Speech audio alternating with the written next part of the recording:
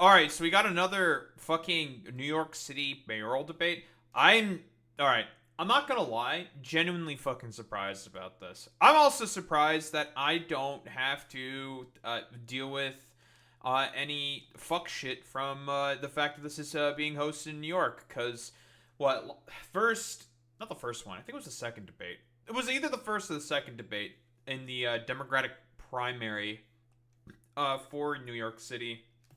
Basically, I had to deal with, I don't know, listening to, I think it was the Vosh VOD. Yeah, it was the VOD that I just ended up going with. I was like, fuck it, we'll just use his VOD, yada, yada, yada, kind of a deal. In order to listen to the debate, because it wasn't available in Canada. Yeah, for those who don't know, I'm not an American, I am a Canadian. I live in Canada, many such cases. And obviously I want to listen in on the debate. So we have our boys here, the boys, that being Cuomo, Andrew Cuomo, Zohran Mamdani, and Curtis Sliwa, and they're gonna have another debate. I'm genuinely very surprised about the fact that they're having another fucking goddamn debate, because it's one of those situations where it's just like, okay, why? I feel like if Andrew Cuomo really wants to subject himself to like another, because that first debate did not go well for him at all. It was terrible. Like he made himself look really, really whiny, super bitchy. Like he talked about fucking Hassan Piker, for fuck's sake, on the fucking debate stage, and it's just like, huh? Hassan mentioned on like fucking New York airwaves? Like, why? Most of the people who know of Hassan in New York City are going to either like him or have no idea who he is. So it's just like, okay, I don't know why the fuck Andrew Cuomo thought it was a good idea to bring up Hassan, for fuck's sake. And I don't know, still being like a weirdo pro-Israel simp. But, anywho, the preamble aside, this is another fucking goddamn debate that our boys are having here. Why don't we take a listen? Graduate School of Journalism at CUNY, the Center for New York City and State Law at New York Law School, the Museum of the City of New York, and John Jay College. Oh yeah, there was like a bunch of them just yapping before the thing. I'm skipping all that. I don't give a fuck about any of that. Criminal justice. You can watch tonight's debate without a paywall on ny1.com. It is also being broadcast on NYC TV, WNYC Radio, C-SPAN, the Spectrum News YouTube page, and thecity.nyc. It's in Spanish on Spectrum Noticias and YouTube. The candidates joining us tonight have met a fundraising threshold established by the Campaign Finance Board. The seat is currently held by Eric Adams, who has decided not to run for re-election. In alphabetical order, Andrew Cuomo is a former governor of New York, running on an independent line. Zohran Mamdani is the Democratic nominee, representing parts of Queens in the State Assembly since 2021. And Curtis Sliwa is the Republican nominee and the founder of the Guardian Angels. Now for the rules. The rules you see on your screen right now have been agreed to by all of the candidates. Each candidate will deliver an opening statement of up to 45 seconds, and then answers to our questions will generally be limited to 60 seconds with a chance for rebuttals. Candidates will have an opportunity to ask one opponent one question in our cross-examination round. So let's begin. This will be the last time all three candidates will be together on stage. The next mayor will be sworn into office 71 days from now on January 1st, 2026. He will inherit a city with an affordability crisis, a tense relationship with the federal government, and millions of New Yorkers who very likely did not support him. Let's begin our debate with your opening statements to viewers. You have 45 seconds. The order was determined by a random drawing on live television this morning, and we'll begin with Curtis Sliwa. Good evening. Thank you. It's us versus them. It's us versus the insiders and the billionaires. It's us versus Cuomo. It's us versus Zohran.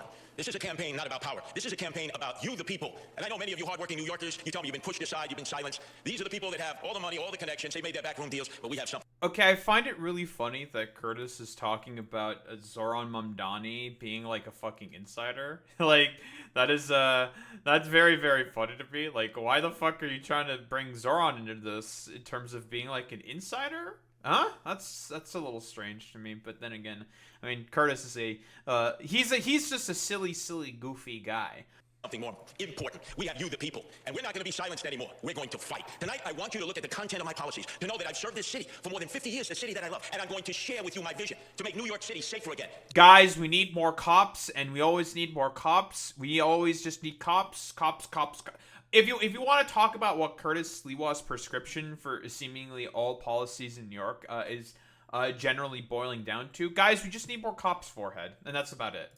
To make New York City more affordable again, and where everybody once again can live the American dream. Thank you. Next is Andrew Cuomo. Good evening. Thank you. Good evening. New York first, thank you to the moderators. Thank you for being here. And go Knicks, go Knicks, go Knicks. I hope we get an update on the score. New York is the greatest city on the globe, but we are at a pivotal moment. And the voters are going to have to decide in this election what candidate has the plan to save the city and what candidate can get it done, not just talk about it. My main opponent has no new ideas. He has no new plan. It's Bill de Blasio rehash, and we know how that turned out. He's never run anything, managed anything. He's never had a real job. I will hire 5,000 new police, build 500,000 new units. I will cut taxes. I will grow jobs. And I will end this hate-mongering and division that is tearing this city apart, because that's not who we are as New Yorkers. You know I can make change. You know I can make government work. I've done it before. Guys, don't pay attention to the fact at all that I'm a fucking rapist and I've sued 13 women for gynecological records and all that stuff. No, don't pay attention to any of that. No, don't do that. Don't do that. That would actually be you guys doing your due diligence. Yeah, like literally doing everything possible to make government not work. Again, what Andrew Cuomo is not saying here specifically is when Bill de Blasio wanted to freeze the rent during fucking COVID, it was this motherfucker who got in the way of that. And also, in terms of trying to implement universal pre-K, guess who else got in the way of that? Oh, it was this fucking motherfucker, Andrew goddamn Cuomo. Again, Andrew Cuomo is not interested in making a New York work. He just wants people to fucking suffer. That's all that it is with this guy. He just wants to do everything possible in order to just have, billionaires, the corporations, and the rich be the main people who fucking benefit. That's it.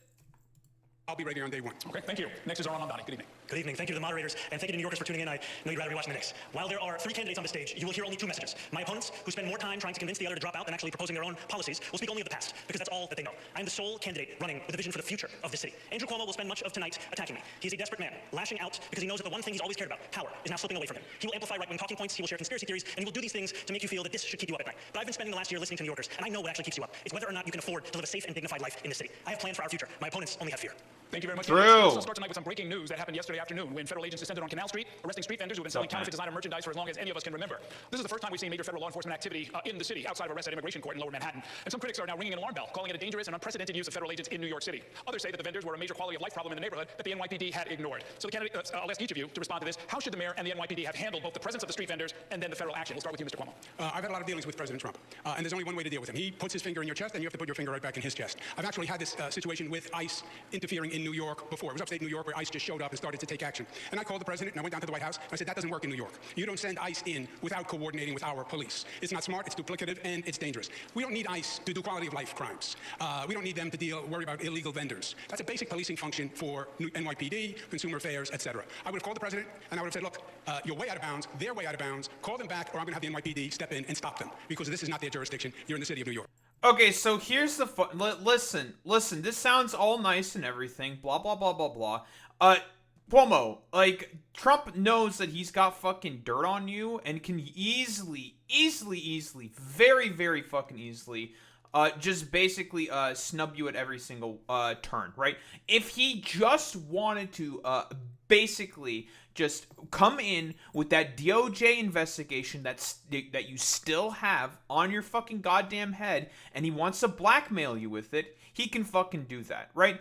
Very, very, very, very fucking easily. If he just wants to fucking blackmail you. 1000%. Not Andrew Cuomo. The reason why people think that you're a fucking compromised candidate, Andrew, is simply just due to the fact that you have a bunch of fucking skeletons in your closet that the Trump administration can very, very easily take advantage of. Like, this is the main problem with Andrew Cuomo. He is a compromised fucking goddamn candidate. No one can fucking trust anything that he has to say because he is fundamentally uninterested in improving any of the material conditions on the ground within New York. Again, this is the same motherfucking dude, by the way, who basically had a bunch of course, scandals with women. Of course, he has had a bunch of, besides the scandals with women, he also has a bunch of the COVID scandals, the thing that the DOJ investigation is predicated upon. He has a bunch of skeletons in his closet, and he is not going to be capable of dealing with those skeletons. Because again, like I said before, he has had to have multiple calls with Donald Trump, talking with him about what he can do in order to gain some form of foothold and some form of gain in terms of the polls against Zohran Mamdani. Like I said before, he is a compromised fucking goddamn candidate. He is not to be fucking trusted. He has, not people, but if Trump has material on him and can just be like, Cuomo, I have this thing on you. I can very, very easily just bring it up and use it to blackmail you. And, well, if you don't want my boys to come in order to deal with stuff, well, then, unfortunately for you, I can easily just reopen all those DOJ investigations into you and just do that. Because Trump's not beneath doing that. He's already done stuff like that where he will blackmail people with fucking DOJ investigations in order to get what he wants. True, and that's really about it. Yeah, that's pretty true. That's true, and yeah, that's true. That's true. That's true. That's pretty true. That's pretty true. I mean, thank you, Trainwrecks. Very cool. Thank you for saying that it's true, because it is true. So, again, like, buddy, you're a compromised fucking candidate. No one can fucking trust you. Because, again, those DOJ investigations, they're still hanging over your head, and Trump will gladly use that stuff against you. Okay, Mr. Mamdani.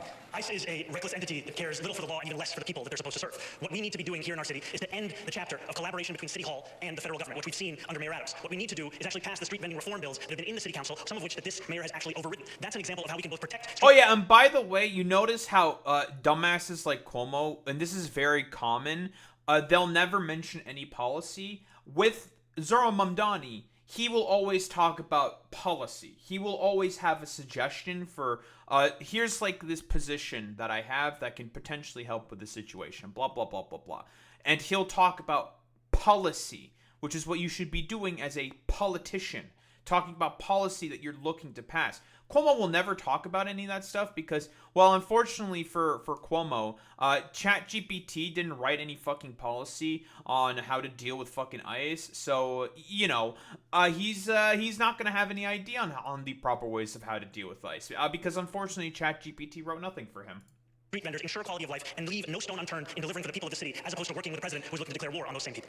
Mr. Sliwa. Unlike both of my adversaries, I've patrolled that area many times, Church and Canal. And as you said, Errol, that activity has been going on for a long time. Selling the knockoff, sometimes stolen contraband by a series of people. The local 5th precinct, they make arrests when they have obviously cause to do so, and they complain that they have to release them because of no cash bail, of which both of my adversaries are in favor of and I'm not. The feds should not have stepped into this situation. There's not communication between the local authorities and the feds. This is a matter that should have been left up to the NYPD. But we can't tolerate citizens attacking our federal law enforcement forces in the street because then that will just lead to anarchy.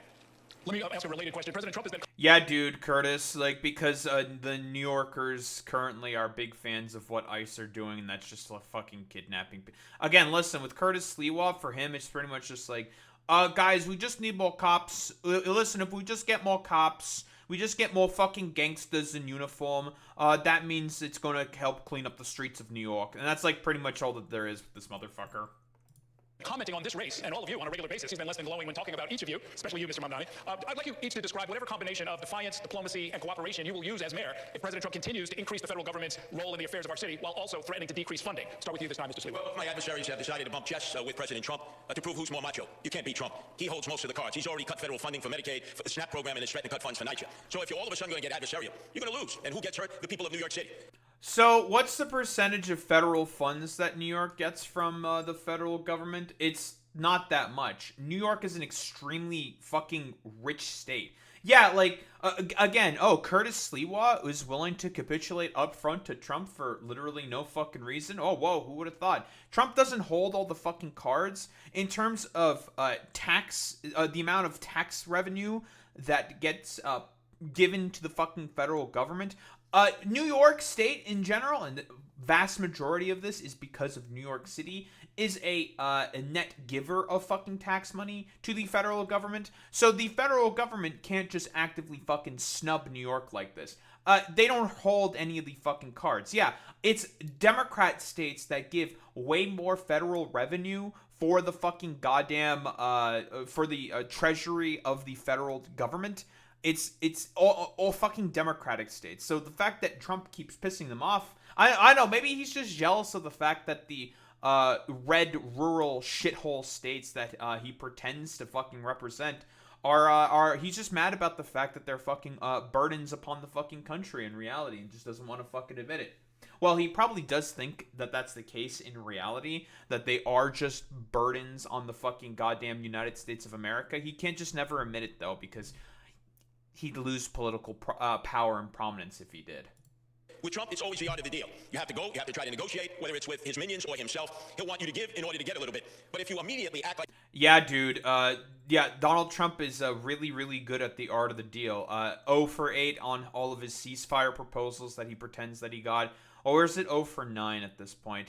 Who the fuck knows? Like, what else is Trump doing terribly in terms of deals that he's making? Oh, the tariffs also, basically causing the U.S. economy to go into, for lack of a better term, a fucking free fall.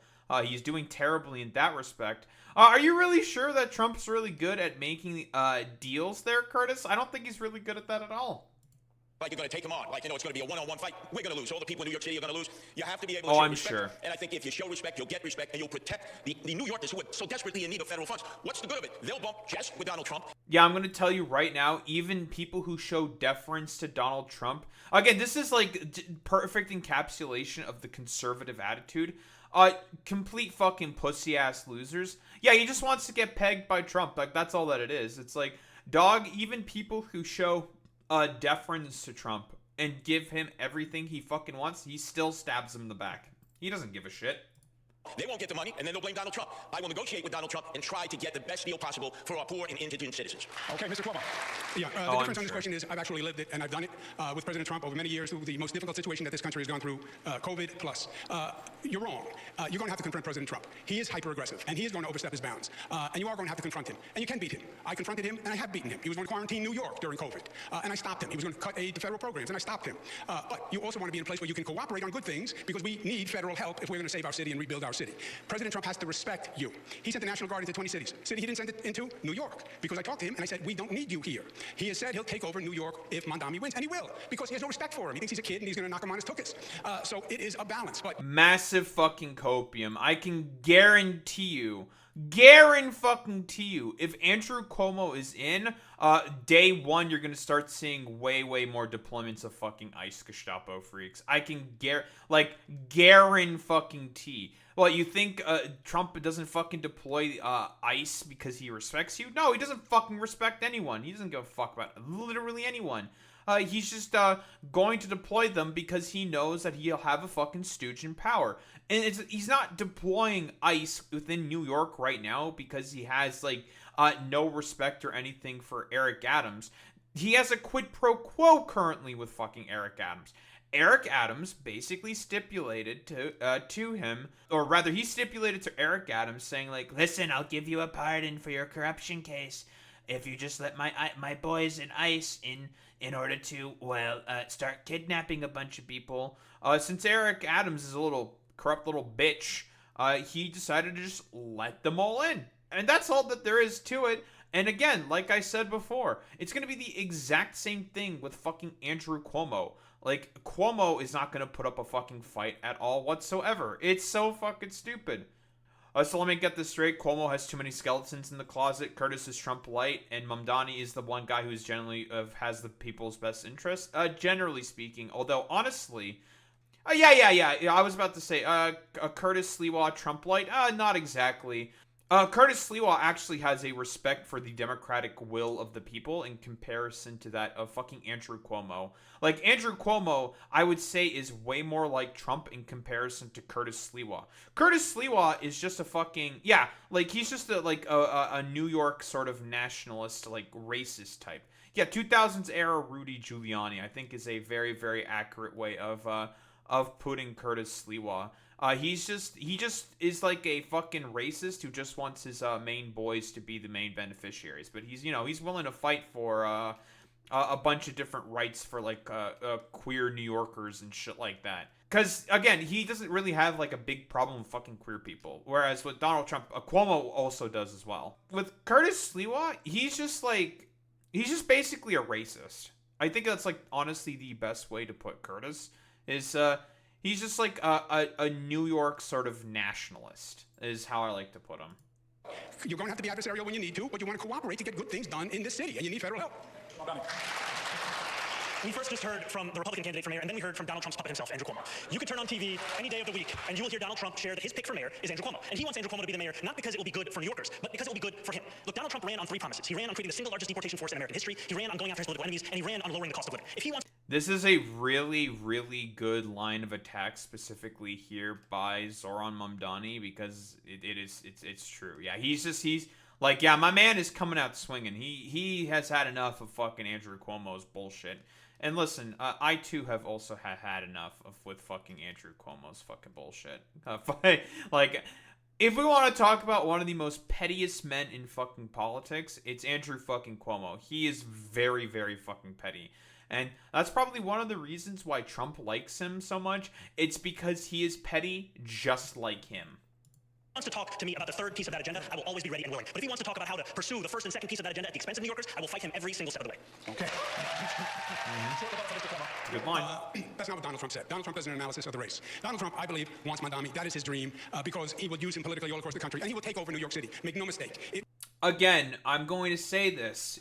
We know that he has had calls with billionaires, Trump-affiliated billionaires, and also Trump himself, talking about what he needs in order to be able to win. And he himself has also fucking admitted to this. He is fucking lying here. Because he knows, like I said before, there is a current DOJ investigation into the killing of the fucking grannies during COVID that is still ongoing, that is currently paused because of actions within court, / is still being fucking investigated. If Donald Trump wants to blackmail Cuomo with that fucking DOJ investigation, Donald Trump will gladly blackmail this compromised candidate till hell and high water. Because, like I said before, he is compromised. You can't fucking trust a lick, a word that comes out of Andrew fucking Cuomo's mouth. Because, again, as I'm saying again and again, he is compromised.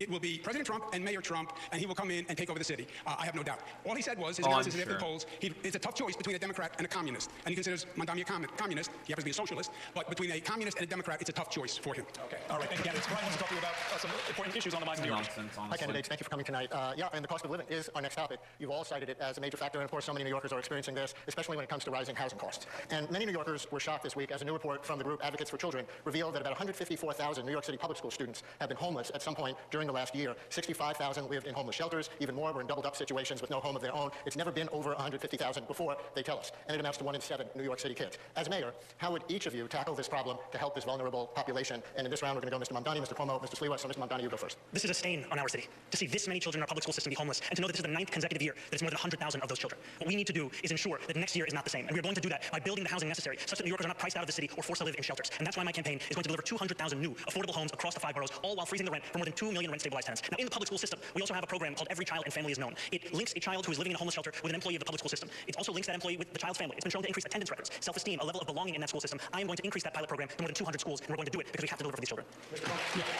Amazing. Zohran is a great actor. He missed his calling.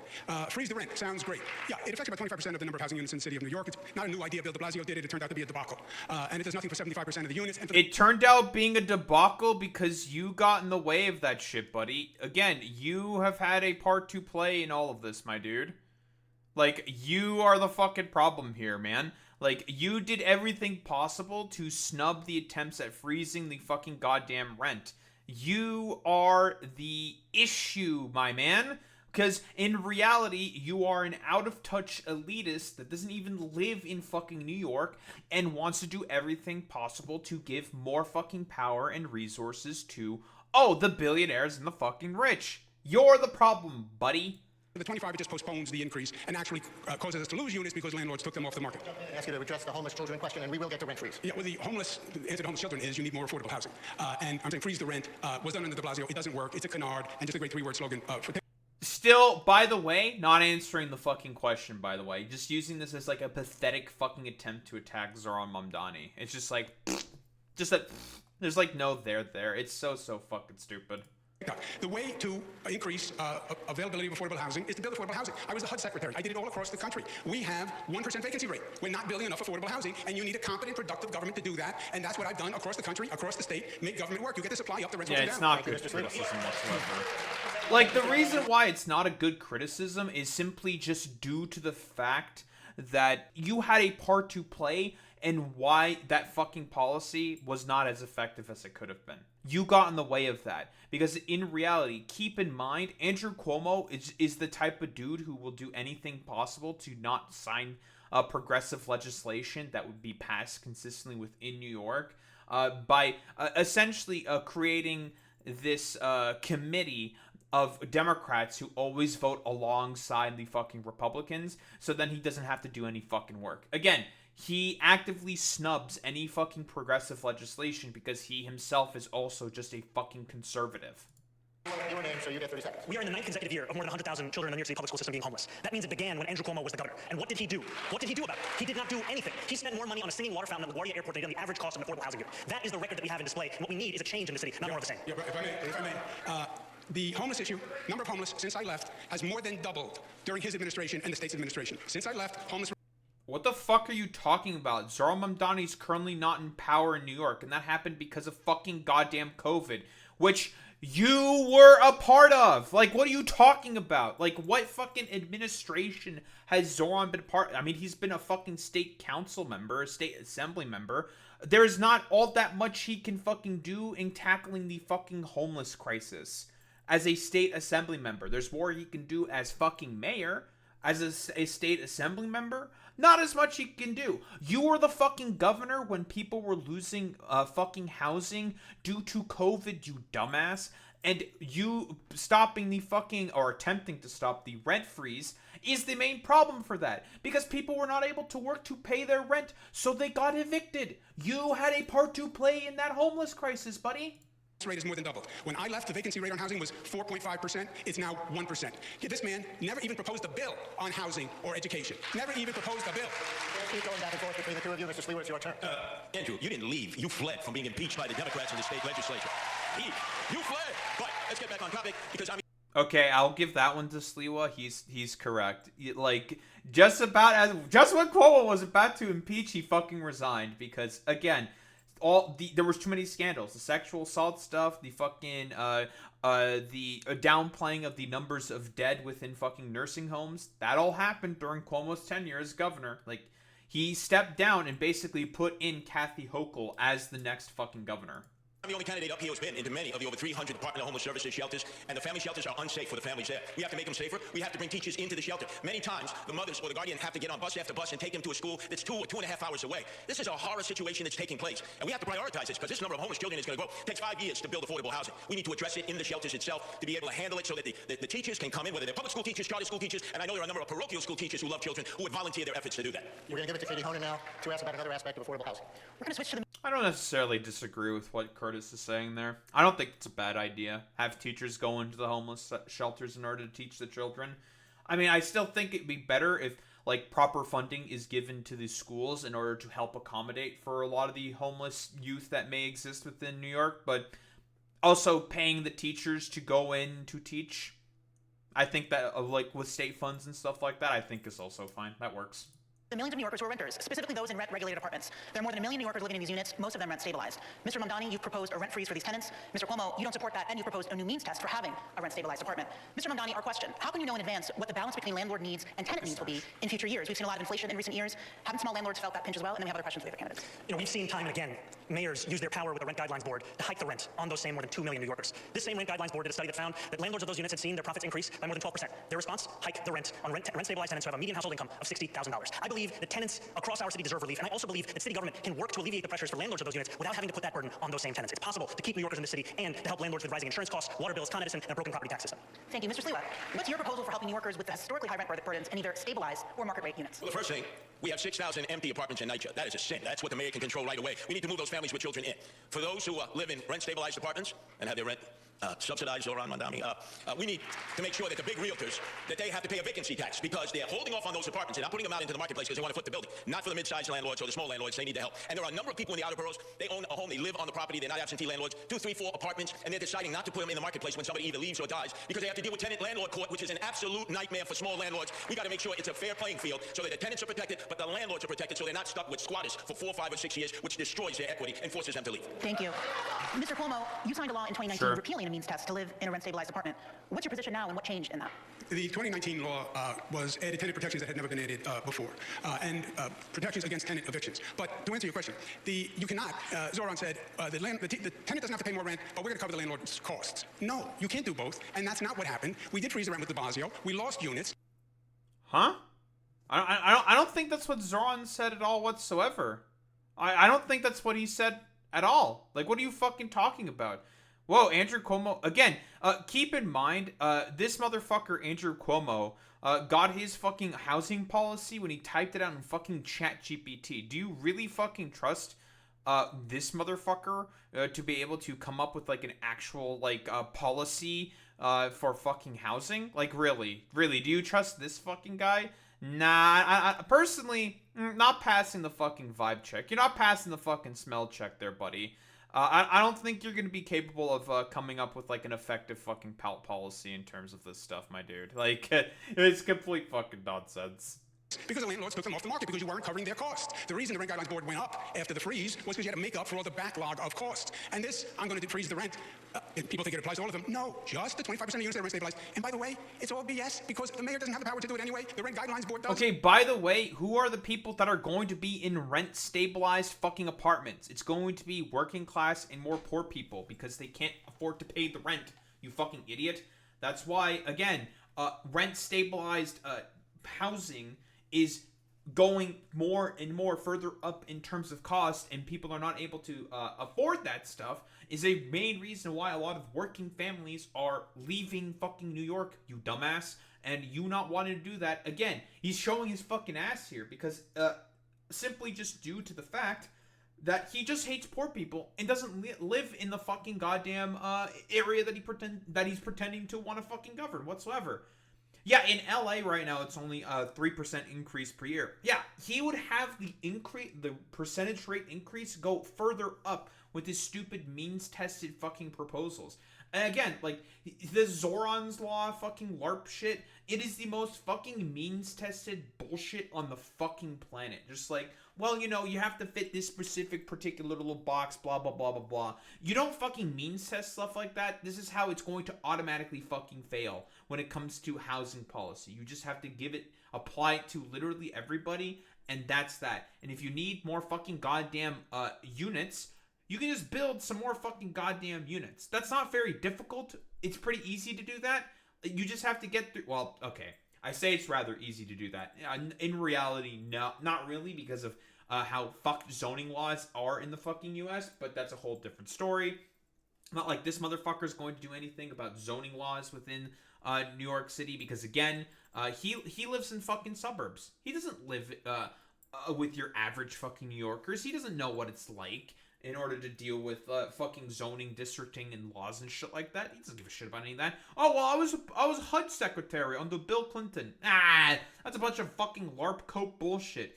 If we're talking about municipal fucking policy in comparison to federal policy, Secretary of HUD has nothing to do with family zoning and how housing zoning works within cities. That's a bunch of fucking LARP cope fucking bullshit.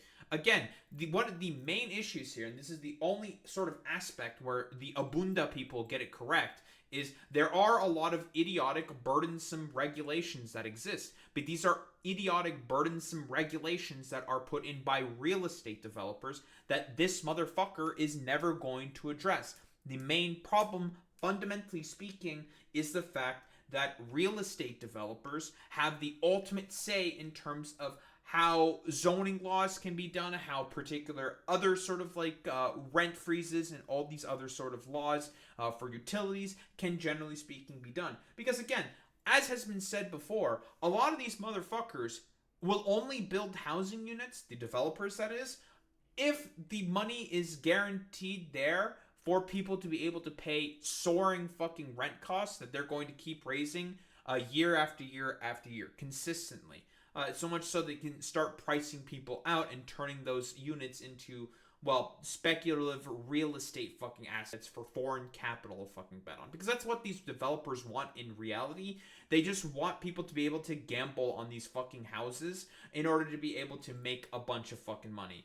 Almost as if having the profit motive in housing might be a fucking bad thing. And this motherfucker's not going to do anything about that. And he doesn't control the Rent Guidelines Board. So nothing is going to happen. It's all this. It's just more political blather. Mr. Mamdani, if you want a candidate for mayor who tells you everything that he cannot do, then Andrew Cuomo should be your choice. If you want a candidate for mayor who will use every tool at their disposal, including the 9 appointees at the Rent Guidelines Board, all of whom are appointed by the mayor, then I am the candidate for you. Yeah, got him, by the way. Yeah, again, that's a great fucking point. Yeah, the mayor is who appoints the all of these fucking different boards. Like I've said before, Andrew Cuomo already, in order to make sure that progressive legislation does not get passed when he's fucking governor, created a board of Democrats to always vote alongside the fucking Republicans to make sure that fucking legislation that he doesn't fucking that he has to fucking approve of gets passed, right?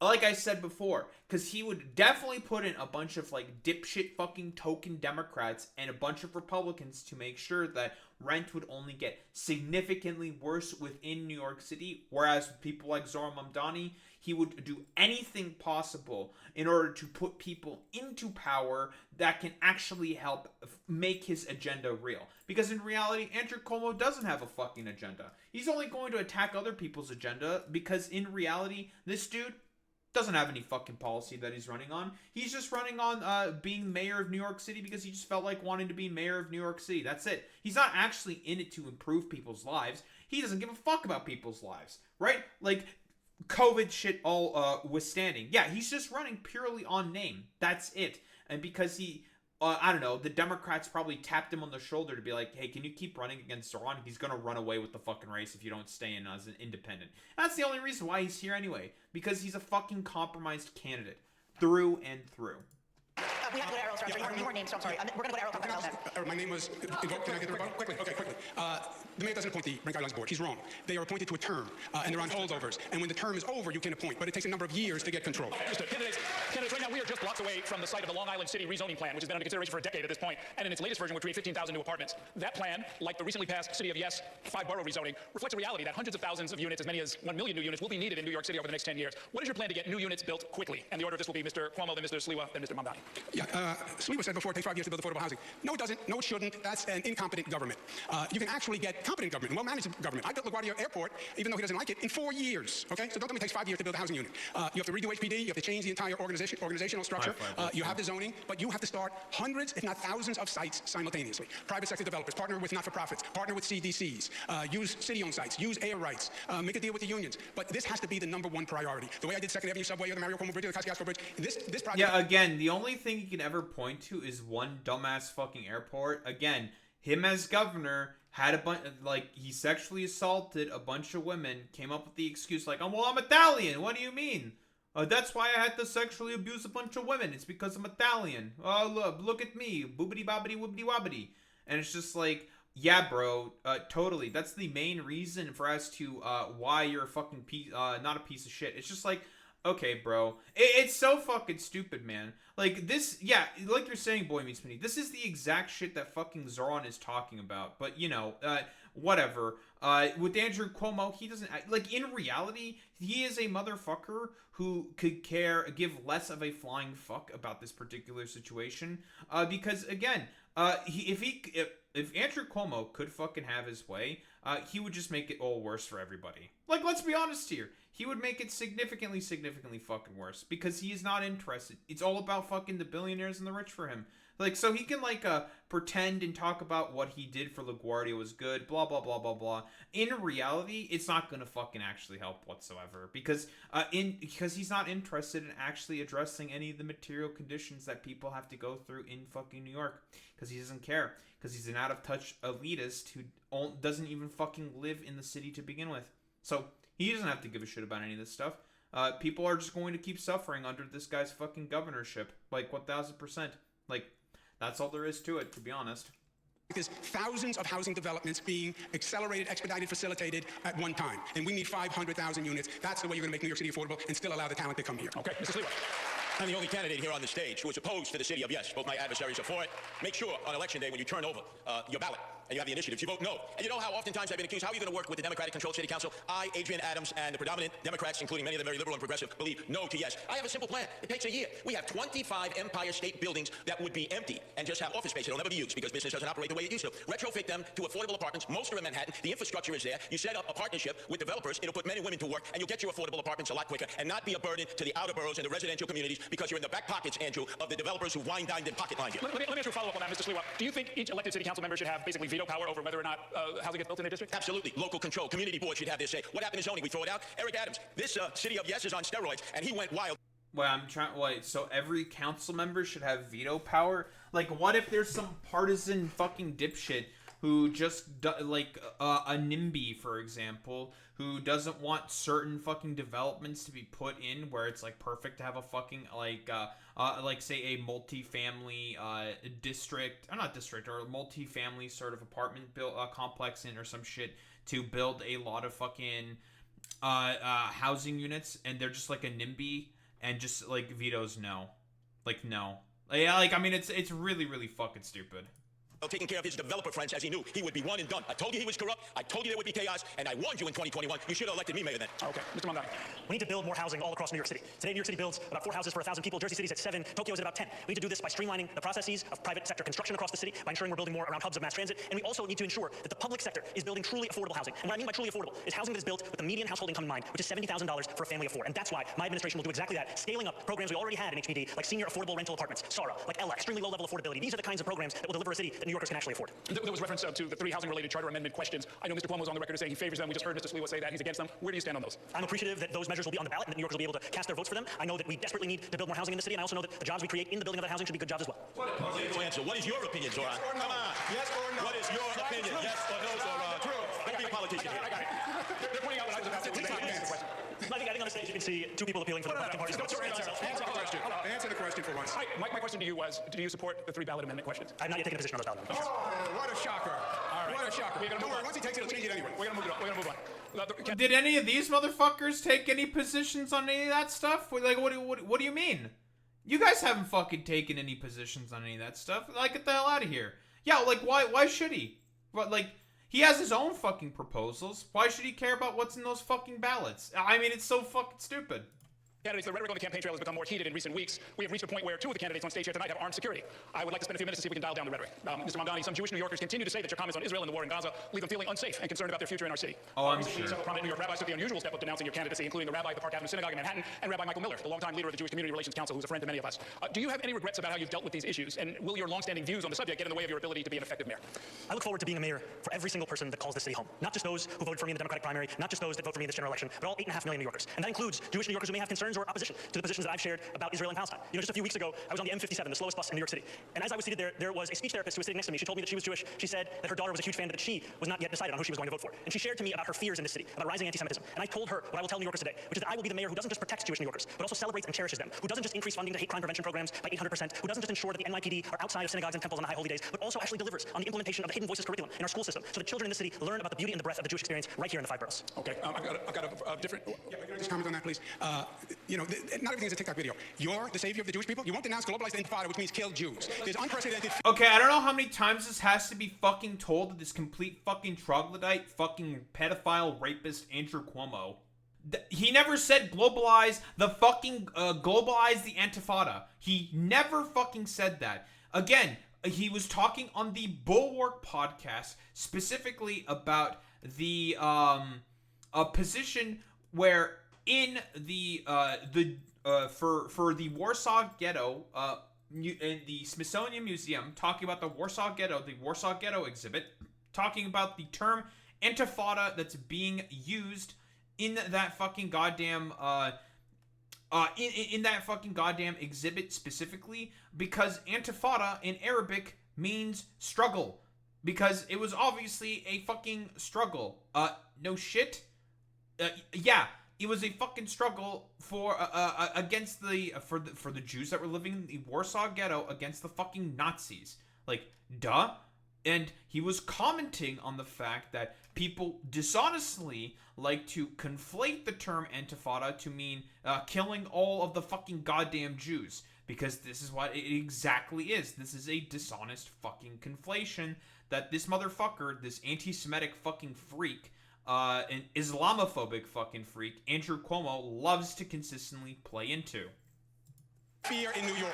It was not several rabbis, Errol. It was 650 rabbis who signed the letter, not several. Let me ask you a related question, Mr. Cuomo. Many New Yorkers have serious grievances with Israel and the way the Israeli government under Benjamin Netanyahu has conducted the war in Gaza and expanded settlements in the West Bank. What would you say to and how would you handle New Yorkers who are... I'm going to say this once again. Zohran Mamdani, in comparison to both of these motherfuckers combined, did better with fucking Jewish New Yorkers. So, massive fucking copium. In the streets, if you were mayor, protesting the actions of the Netanyahu government. Fine, that's your right. Protest, demonstrate, disagree. God bless America. God bless New York City. And there's no... This is coming from the dude, by the way, who said he would defend Benjamin Netanyahu in his ICC case. doubt that there's two sides on what's going on and the passions are very high. That doesn't justify anti-Semitic behavior in New York. It doesn't justify having a Jewish population that feels unprotected in New York. It doesn't justify leaders who stoke the flames of hatred against Jewish people, which is what Zohran does in my opinion. Yeah, this is coming from the dude who never fucking visits any fucking mosque and constantly stokes the hatred of fucking Islamophobia. Again, massive cope. He just has to project and deflect because he can't fucking do any of this stuff. Yeah, any opposition to Israel is fucking anti-Semitism. No, it is fucking not. Yeah, you try telling that to all the Jewish voices for peace demonstrators and fucking protesters, Andrew Cuomo. You try saying that to any of them. They're gonna fucking laugh you out of the room and calling you a fucking complete moron. You know, I've heard from Jewish New Yorkers about their fears about anti-Semitism in the city. And what they deserve is a leader who takes it seriously, who roots it out of these five boroughs, not one who weaponizes it as a means by which to score political points on a debate stage. Good point. Excuse me, Mr. Cuomo, it's my turn, all right? It's like two kids in a schoolyard. Yeah, I heard you on the radio this morning. Zohran, this is personal for me. I know you were under threat. The mother of my two youngest sons who are raised Jewish, Melinda Katz, is prosecuting this person who came up and tried to do you harm. But let me speak on behalf of my two sons. When they've heard some of the statements you've made, like in support of global jihad, and I hear some people out there saying the Jews, their time is due, which means the same thing. They're frightened, they're scared.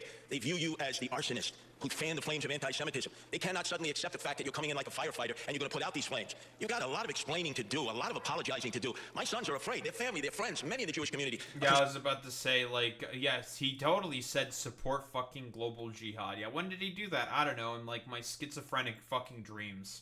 If you could become mayor, because they don't think when anti-Semitism rears its ugly head, which it's now doing more than ever before, that you will have the ability to come in and put out those flames of hate. So I'm just gonna tell you right now, Curtis, who is the main person that's fucking doing that?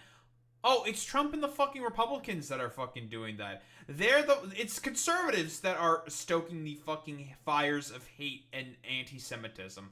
Not fucking people like Zohran Mamdani, but then again, they have to say that it's all fucking Zohran's fault because all these people are just Islamophobic fucking freaks. Okay. I think there is room for disagreement on many positions and many policies, but I also want to correct the record. I have never, not once, spoken in support of global jihad. That is not something that I have said, and that continues to be ascribed to me, and frankly, I think much of it has to do with the fact that I'm the first Muslim candidate to be on the precipice of winning this election. Now, all the same, Curtis, I do still want to be the mayor that will keep your sons safe, that will keep every single New Yorker safe, and it's my job to not only deliver on that commitment, but also to ensure that New Yorkers feel it every single day that they live in the city. Okay, candidates, Brian's going to take us into the next section. Thank you, Errol. And the next section is some individual political questions, one for each of you. Let me start with you, Mr. Cuomo, then Katie will ask a question of Mr. Sliwa and Errol to Mr. Mamdani. Mr. Cuomo, the last time most New Yorkers saw you before this campaign was when you resigned your seat as governor under scandal in 2021. The most recent Quinnipiac University poll in this race shows that 54% of likely voters say you're unethical. Meanwhile, you also have strained relations with Governor Hochul, State Attorney General Letitia James, and others. What would you say right now to New Yorkers who have questions about your moral compass and concerns that you cannot effectively work with other elected officials? Yeah, well, first, someone misstated the facts, but I resigned because there was allegations made. I didn't want to waste the time and distract state government. I knew it was going to take a long time to sort out. I left, which I thought was respectful to state government. We sorted it out legally. No, you left because everyone was demanding for you to leave because you made your dumbass was about to fucking get impeached by the Democratic state legislature. So you didn't want to have the shame of being an impeached fucking governor, so you decided to leave, fucking Nixon style. Again, copium, as always, from Andrew Cuomo. Nothing came from any of the allegations. I was dropped from the cases. You know that. We've had this discussion 4 times, but you like to talk about the past rather than yesterday. I chose Governor Kathy Hochul. I would have no problem. Again, I'm going to keep saying, he still has those fucking goddamn, that DOJ investigation on his fucking head right now. He still has that fucking, DOJ investigation hanging over his head. Massive fucking copium. Problem working with her. The legislature, I got 11 budgets passed on time. So by the way, I wonder why Kathy Hochul embraced Zohran Mamdani instead of you, Andrew, if you think that you wouldn't have a hard time following or working with fucking Kathy Hochul. I wonder why that's the case. In modern political history, they haven't gotten one done on time since I was there. So don't tell me who knows how to work with the legislature. And a mayor being able to deal with that legislature is key. Because don't kid yourself, I've watched every governor and mayor since Ed Koch. There is a tension between the city and the state. The city's arguing for its budgets, the state is saying no, and the city has been getting screwed by the state, and that has to change, and the city has to be doing better. That's it. Please. Many New Yorkers, you've often presented yourself as more of a well-known New York character than a serious policy expert. Your critics have said your candidacy is making it more likely that Zohran Mamdani can win the election. What do you say to them and to others who feel that while your name recognition has seen a boost, your candidacy is not helpful to New Yorkers, including those who share your views? Number one, I have 13 campaign offices open. I'm throughout the outer boroughs. You see the excitement and energy of the working class people that I represent. I am the Republican populist candidate representing the working class, and I'm also, Katie, the candidate on the independent line, first ever put together by my wife Nancy, who loves animals like so many. Save the animals, no-kill shelters, animal abusers go to jail. So people know that I'm not just running to protect people, which has been my life as leader of the Guardian Angels. I'm there to protect our pets and animals. Because remember, Mahatma Gandhi said, a society that does not take care of its animals does not take care of its people. Homeless, emotionally disturbed, veterans. I'm out there every day tending to their needs with the Guardian Angels, doing things that the city and state should have been doing a long time ago, but neglected them and instead spent $7 billion on migrants that we don't even know. That is a disgrace. We should be there for our own people who are suffering and wallowing in desperation and despair. Okay, Mr. Mamdani. You have criticized the politics of the past where leaders either avoid taking a stand on a key issue or try to be all things to all people. But at times during this campaign, you've carefully avoided answering tough questions. We saw an instance just a few minutes ago when I asked about how you plan to vote on those ballot initiatives next month. We've asked whether you support a major rezoning push for part of Queens, some of which is in your district. You've been unclear about how you think the city schools should be run, its governance structure. How is that different from politics as usual? When it comes to our schools, I believe that every single child deserves to have an excellent public education. And we have not seen that under the stewardship of those schools with this mayoral administration. We have not seen it because we are not fully funding those schools. We are not on track to comply with the class size mandates of those schools. We are not even on track to ensure greater literacy levels across those schools, despite the strides that have been taken with NYC REITs. When it comes to rezoning, I've been very clear that I will always celebrate the addition of additional housing units across the city. I also believe that Gantry State Park and Queensbridge Park should be one contiguous park. Those are things that one can believe at the same time. And my critiques of the politics of the past is right here on the stage. You can see in Andrew Cuomo someone who had 10 years to deliver on so much of what he's spoken about. He says that taking 5 years to build affordable housing is the sign of an incompetent government. By his own words, that means he must have led an incompetent government. That is what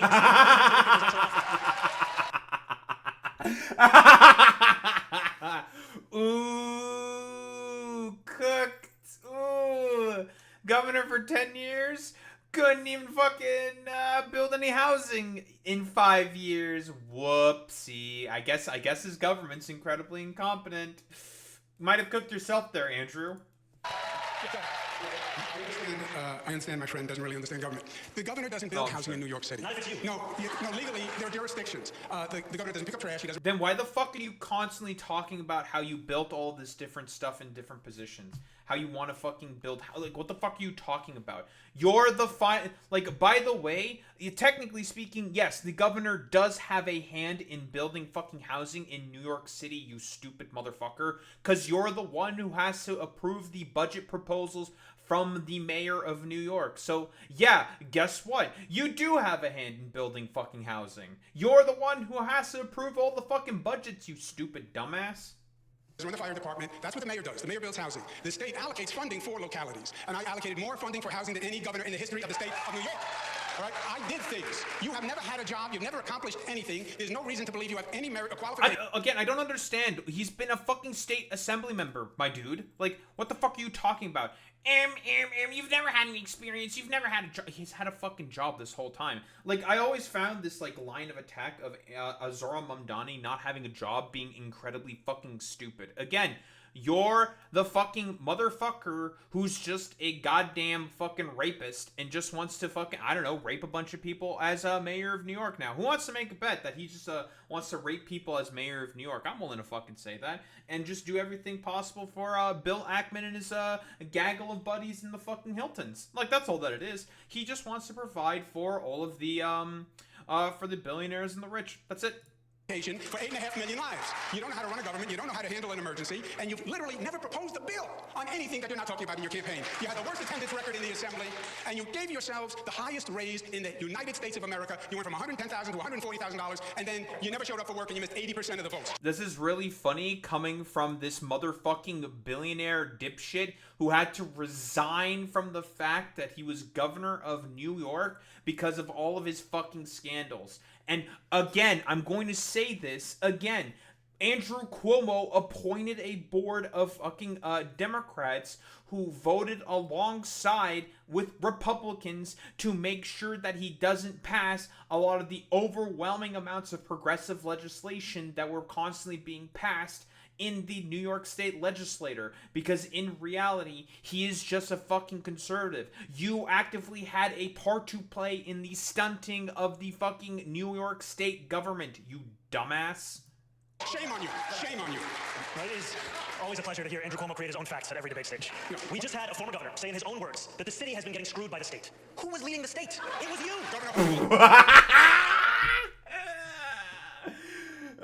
Because it's true. He did fuck over the state consistently. When Bill de Blasio was doing fucking funding proposals for a lot of his policies, who stepped in to stop that? It was Andrew Cuomo every single time. It's incredible. Governor Hochul. Screwing the state. No, you cut you as a legislator, you cut funding to the you FTA. as a legislator, These things that's the past 4 years. It's the past 4 years. Okay, guys, I didn't want to have to do this, but you understand how this works. You can't talk over each other. Nothing works if you do that. I believe we've heard your response. I wanted to give you a quick word, and then we're going to move on. I've heard the both of them again fighting like kids in the schoolyard. Zohran, your resume could fit on a cocktail napkin, and Andrew, your failures could fill a public school library in New York City. Okay. We're going to move now to public Thank you, safety. Curtis. And there was some breaking news from the New York Times that you, Mr. Mamdani, would ask Police Commissioner Jessica Tisch to stay on as police commissioner if you are indeed mayor. I wanted to confirm if that was true. And for Mr. Cuomo and Mr. Sliwa, would you ask the current police commissioner to stay on if you were elected? So, Mr. Mamdani, we'll start with you. Yes, I can confirm that reporting. My administration will be relentless in its pursuit of safety and affordability for every New Yorker. And the delivery of that will require us to put together a team of the best and the brightest. Eric Adams stacked the upper echelons of the NYPD with corruption and incompetence. Commissioner Tisch took on a broken status quo, started to deliver accountability, rooting out corruption, and reducing crime across the 5 boroughs. I've said time and again that my litmus test for that position will be excellence, and the alignment will be of that position. And I am confident that under a Mamdani administration, we will continue to deliver on that same mission and do so while creating the Department of Community Safety to ensure that mental health experts were the ones responding to the mental health crisis. Because safety and justice is at the cornerstone of our pursuit of public safety, and in doing so, we will also be able to deliver our agenda for affordability. Well, that's just the standard for fucking debates, by the way, Five Blitzer. Again, like, Andrew Cuomo doesn't actually have any policy that he believes in. He just wants to be mayor of New York, basically just because he wants to be the mayor of New York. Like, that's it. For a lot of Democratic politicians, it is about, like, name recognition and celebrity for people like him. However, whenever Zohran Mamdani makes his fucking goddamn criticisms, it is always backed by a certain policy proposal. Or just making fun of Andrew Cuomo for being a fucking stupid liar. Because again, Andrew Cuomo is a stupid fucking goddamn liar. Thank you. And very briefly, quickly, Mr. Sliwa and Mr. Cuomo, would you ask Commissioner Tisch to stay on if you were elected mayor? Yes, I would, for stability, but then again, I don't think she would serve with either Cuomo or Zohran because she has railed against no cash bail. Cuomo, the architect of no cash bail, Zohran, the apprentice of no cash bail. That's why criminals are running in the street. And Mr. Cuomo, would you ask her to stay on? I would ask her to stay on. I don't believe Zohran when he says he would ask her to stay on. The DSA's position, his position has been to defund, disband the police. She wouldn't take that. His current position, today's position was freeze the budget. That would cause a reduction in police. She has called for more police. I called for more police. Mayor Adams has called for more police. So their philosophies are totally incongruous. DSA calls for eliminating misdemeanors. He wants to decriminalize prostitution. I don't think she would support any of that. I don't know how many times this needs to be said from to this, like, gaggle of fucking, well, mostly the stupid motherfucker known as Andrew Cuomo. The positions that Zohran Mamdani and DSA have differ fucking wildly. Like, DSA says this thing, so clearly fucking Zohran Mamdani is going to implement everything that DSA wants. It's like, no, it fucking doesn't, dude. It's actually fucking stupid. But then again, you basically want to do everything possible to make New Yorkers suffer because, well, you're a stupid asshole who no one likes. We can't speak for she's not here, but I will ask the public safety question, and we'll start with you, Mr. Sliwa. The issues of crime and disorder on the streets. The NYPD says the crime is going down in all major categories, most major categories, but to New Yorkers, they're still concerned with disorder and their own unique perception of crime. Do you think addressing quality of life concerns helps prevent more serious crimes, and how would you deploy the city's police force to deal with those serious violent crimes and also quality of life offenses like disorderly conduct and retail theft? Mr. Sliwa. First off, I've been in all 350 neighborhoods. I'm the only candidate that's on the subway each and every day. I've yet to hear from one New Yorker who said they feel safer either in the subways or the streets. And Eric Adams constantly heckling at us. It's the perception. No, it's the reality of crime. We need 7,000 police officers. We are badly understaffed. We need to get police officers officers in the subways actually patrolling the moving cars where people are most threatened and most frightened. And we need to bring back the homeless outreach unit that was disbanded when de Blasio took $1 billion out of the budget. These were men and women police officers who already had with them medical nurses and healthcare practitioners, but it was de Blasio who abolished it, and they've been talking about bringing something back ever since. But they never do it because I'm out there in the subways every day and I never see it. And when I'm mayor, it gets done on day one. The homeless outreach unit is put back into the NYPD. Thank you, Mr. Mamdani. When I hear from New Yorkers of where they feel least safe, they will often tell me the subway system. And when they explain those moments to me, what they are often explaining is a mental health crisis in our city and a crisis of homelessness that has only continued to grow. And that is why, at the heart of our public safety agenda, is a groundbreaking proposal to not only reduce crime, but address these very moments of unease for New Yorkers across the 5 boroughs by creating a Department of Community Safety that will be focused on the mental health crisis, focused on homelessness, and will ensure that police officers can focus on serious crimes. Because in 2020, the response time for those officers was less than 11 minutes. Today, it's closer to 16 minutes. And that's because every year, they are now responding to 200,000 mental health calls, when those are calls that could by and large be taken by experts trained on responding to that very crisis. Thank you, Mr. Cuomo. The answer is always a new government agency. It's manage the system, manage the public safety system. We know how to do this. Mayor David Dinkins did it when we had a real crime problem. Hire more police officers. Of course, you have to deal with the mentally ill. Of course, Again, this is, just forehead, hire more police. Forehead, hire more police. This is the exact same shit that both Sliwa and fucking Cuomo are gonna keep saying. Dude, if you just hire more police, it'll take care of the problem. That's been done consistently in so many other fucking cities, and guess what? It's not fucking dealt with any of the problems. You need to have professionals that are more meant to take care of those problems. Again, police are not meant to do mental health fucking calls and shit like that. That is not what they're trained for. They are trained to respond to fucking crime. Like, that's all that it is. And these motherfuckers want to be like, oh, well, what if we just have the police respond to things that they are not fucking trained for? It's one of those things where it's just like, why the fuck is it like this? Oh, it's because when it comes to motherfuckers like Curtis Sliwa and fucking Andrew Cuomo, if everything looks like a fucking nail, then you need to have a hammer in order to put it down. And to them, everything looks like a fucking goddamn nail. It requires mental health specialists with police, because the situation can be dangerous. But hire the 5,000 more cops, because they're all quitting, because they're getting worked too hard. You're going to have to raise the starting salary, because nobody wants to be a cop today, the way they're treated. Put 1,500... Again, like I said before, why are they constantly having to work more and more fucking different things? Oh, because you motherfuckers keep having them do all these, like, mental health calls. And Zohran Mamdani is directly addressing that. You just saying, dude, just throw more cops at the problem. That's going to do it, forehead. Is not going to address the issue. You're fundamentally not addressing the issue at hand here. In the subways. Forget this Zohran idea of not prosecuting misdemeanors. Prosecute misdemeanors. Those are quality of life crimes. And that's very important. Yes, the subways are scary, but it's scary in their neighborhood too. So those quality of life crimes also have to be addressed. No matter how many times Andrew Cuomo describes it as my idea or my policy, I've never once stated that we were not going to prosecute misdemeanors. And that is what you see from the former governor, is someone who spends more time talking about the platforms of other organizations and other individuals than the one that I've actually put forward, or the one that he is supposed to be running on. That's true. Excuse me one second. Can I just respond to that accusation? Misdemeanors or felonies, no cash bail, releases them back into the streets, and both of you are for no cash bail. I want to move on. You'll get your opportunities, I think, because I want to bring up a particular crime concern, and that is violence among younger New Yorkers, specifically teenagers. My question is, what is your stance on the statewide Raise the Age law, which increased the age of adult criminal responsibility from 16 years old to 18 for most crimes? Police Commissioner Tisch says, quote, the mentality on the street is that nothing happens to those under 18 who possess a gun. So would you support modifying Raise the Age in any way? And Ms. Mamdani, since you just announced that you would invite Commissioner Tisch to stay on, would you go along with her on this? I would not support changes to the state's legislation, and I would not support them because the major issue with the implementation of that legislation has been the fact that there is hundreds of millions of dollars that was supposed to be delivered alongside that law that is still languishing in Albany. And I am excited to be the next mayor of the city to finally fight for the money that the city is owed to ensure that we deliver it to our young people across the 5 boroughs. Mr. Cuomo. What I was referring to before is Zohran is a member of the DSA, Democratic Socialists of America. They have a charter. He gives them 3% of his salary. He has said multiple times, I'm a DSA member, I pledge allegiance. They say abolish jails, defund police, don't enforce misdemeanors. Go to my website, andrewcuomo.com. It's right on the front. Bro, what the fuck are you talking about? Again, this is just not an instance of him just not talking about what he's fucking for. Like, again, hey, what are you fucking for? Oh, nothing. Like, because again, he's not interested in talking about anything he's for. It's always the same exact fucking LARP coat bullshit with Andrew Cuomo. Because just like, oh, we have to just attack the DSA. It's like, why are you fucking even talking about the DSA here? Why are you fucking bringing them up? They're irrelevant here. Like, again, Zohran himself just said how his positions and the positions of the DSA fucking differ from one another. So why the fuck are you bringing them up? Oh, because in reality, you also do not want to address any of the issues either. page. Now, is he lying to the DSA? Is he lying to New Yorkers? Is he lying to everybody? Who knows? On the raise the age, I passed the law. I support the law. We were one of only 2 states that put 16 and 17-year-olds in adult prisons. It was inhumane. It was cruel and unusual, and I'm proud of that law. It's administered by local governments. Some are doing it better than others. If Zohran thought that there was money locked up in Albany, maybe he should have gone to Albany and proposed a bill to release it. Once again, the architect of Raise the Age, Governor Cuomo, the apprentice to him, Zohran. It's personal for me. My oldest son, Anthony, last October, was the victim of a vicious gang assault that could have killed him. And what happened to these juveniles? Cut free, because they went to family court, not criminal court. So how can both of you look at me? I almost lost my oldest son to gang violence, and the perpetrators went to family court and got a little pat on the wrist and was sent home to do it again and again. No, we need to start charging juveniles who commit violent crime in criminal court, and I'll appoint criminal court judges who follow the law and don't just release them because of no cash bail. Clear difference between you on that. Errol, Yeah, dude, yeah, because, constantly, guys, if we just get more police and more problems and never address any of the main fundamental root causes and bases of these issues and get more police and more judges that are going to do the thing, clearly it's going to fix the goddamn problem, and that's Curtis Sliwa in a nutshell. Dude, more police, forehead. Candidates, I got individual questions for you, and we're going to try and pick up the pace a little bit here. I'd like you to really just explain kind of where you're coming from. Mr. Mamdani, you called for reorganizing the NYPD to create this Department of Community Safety that, among other things, would handle calls involving people in mental health distress. Your opponents have disparaged this as sending social workers rather than cops into dangerous situations like domestic violence disputes. Explain really what you have in mind, and please include any evidence that this approach would work. Absolutely.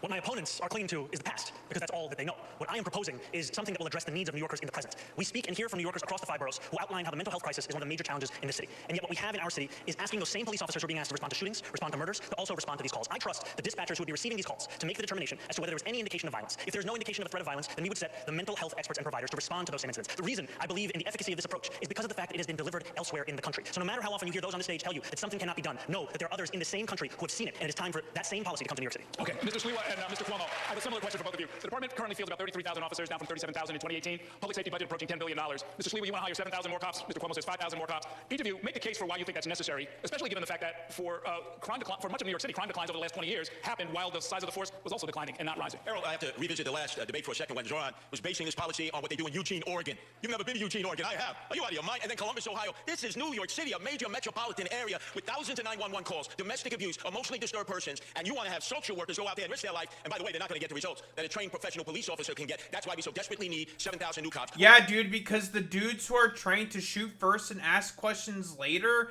are totally going to be the dudes who are going to be the best at addressing mental health. Yeah, he just wants more people to die, Curtis Sliwa, fundamentally speaking. Yeah, man, the dudes who say, well, guys, if we just keep shooting people, that's totally going to be what is the best way to fucking address the problems. Again, with Curtis Sliwa specifically, for him, it is all about, hey, shoot first, ask questions later. Who gives a fuck about what any of the homeless people have to fucking say about any of these issues? Kill them, whatever. Who gives a fuck? Just more and more death, because that's exactly what Americans want. More and more people dying. We'll use the Boston model, which is pay now in lieu of taxes. They do it at Harvard University and the other university. We'll raise $1 billion, get them vetted, trained, and out into the streets so they can be seen in all the neighborhoods, and most importantly, do the job they were sworn to do. And I will make sure that their insurance, the qualified immunity that was stripped from them, the only civil servants who are not protected by the taxpayer, is returned so that they can freely go out and do what they were trained to do. It's to protect all of the people of New York City. Okay, Mr. Cuomo. There is nothing new here. We've had mentally ill homeless people going back to the Billy Boggs case, right, under the Ed Koch administration. I ran homeless services not just for David Dinkins, but also for President Clinton. I've worked in every state, all the large cities, on all homeless programs. I've spent dozens of nights out trying to bring mentally ill people in. It can be done with mental health workers and police workers. You cannot tell from a phone call if a person is going to be dangerous. And I've seen personally many times a person who seemed very calm and sedate explode into rage. Why? Because that's sometimes a symptom of mental illness. So there's nothing... What? Fuck, yeah, Andrew Cuomo totally fuck... Again, like with Zohran Mamdani, he's not saying that they have to always go out on their own. If they feel like they need a fucking goddamn a police officer with them, then they can grab a police officer with them. Like none of these motherfuckers seem to ever pay any attention to that fact in particular. They're always just like, yeah, well, Zohran Mamdani just wants to talk about how he just wants all these like social workers to go out on their own and just like suffer and die. It's like, that's not what he's fucking saying, man. Again, like the fundamental fucking criticisms that these motherfuckers supposedly are trying to trot out there, well, are never going to be like, I don't know, properly addressed because they're not looking to properly address the fucking problem because they don't actually care about the fucking issue in reality. What these motherfuckers want specifically is to just have more and more fucking homeless people suffer. Because they don't give a shit about fucking homeless people. They want them all to fucking suffer. And that's all that there is to it. Listen, for rich-ass, dumbass Cuomo and racist-ass fucking Curtis Sliwa, who just only thinks, guys, if you just throw more cops at the problem forehead, it's going to fix everything. It's going to cause like more and more fucking death and suffering for those who need help from fucking social professionals or social care workers and shit like that. And in reality, they're not fucking addressing any of the problems anyways, and it's going to get worse and worse and worse. Because again, these two motherfuckers they're not interested in actually addressing any of the problems. Nothing new here. It just has to be done and managed. Yes, you need more police. You need more police, first of all, Errol, because they're quitting, because there are not enough to staff the force, and they're working overtime and weekends, and their family life is destroyed. So you have the highest attrition rate in modern history. You have to hire 5,000 just to slow down the attrition. Oh, 40,000 beds for mental health in the state hospital system. By the time you fled fearing impeachment, you cut the budget down to 4,000 beds. Shame on you for putting those emotionally disturbed persons in the street. You don't know what you're doing. Well, there's one bit I'm going to say for you, but no one is saying to go back to Willowbrook. That's when there were 40,000 people in mental institutions. Yeah. We left that 40 years ago when we went to community-based housing. This century, guys. Yeah. The next, We're That's true. round Sliwa would also answer cut our that questions with a brief response, usually yes or no. I'm going to do the first couple. Candidates, if you had the power, would you keep, kill, or modify the congestion pricing program? Just say one of those words. Keep, kill, or modify. Mr. One Sliwa. and done. Dead. Mr. Mamdani. Keep. Okay. Would you expand, decrease, or keep the same number of... Shouldn't be surprised that Curtis Sliwa would want to fucking kill congestion pricing, which is very, very, very fucking popular. Because again, I bet most of his like weirdo guardian angel freaks, yeah, mostly come in from fucking New Jersey. People who do not fucking live in the goddamn sort of area. Let's be honest here. He just it's all about making people suffer with Curtis. That's all he fucking cares about. Just people suffer. That's fine. Whatever. So-called safe injection sites for drug users in the city. Mr. Mamdani. Can you say the options again? Expand, decrease, or keep the same? Keep the same. Mr. Cuomo. Keep. Close them down. Okay. The last two mayors proposed allocating 1% of the city budget for parks. Will you make the same pledge here tonight, Mr. Sliwa? And another 2%. Keep your hands off the parks, you greedy developers. 1%. Mr. Cuomo.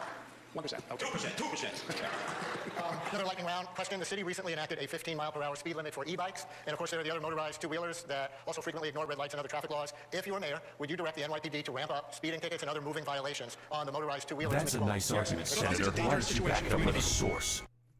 Oh, my source system made it the fuck up.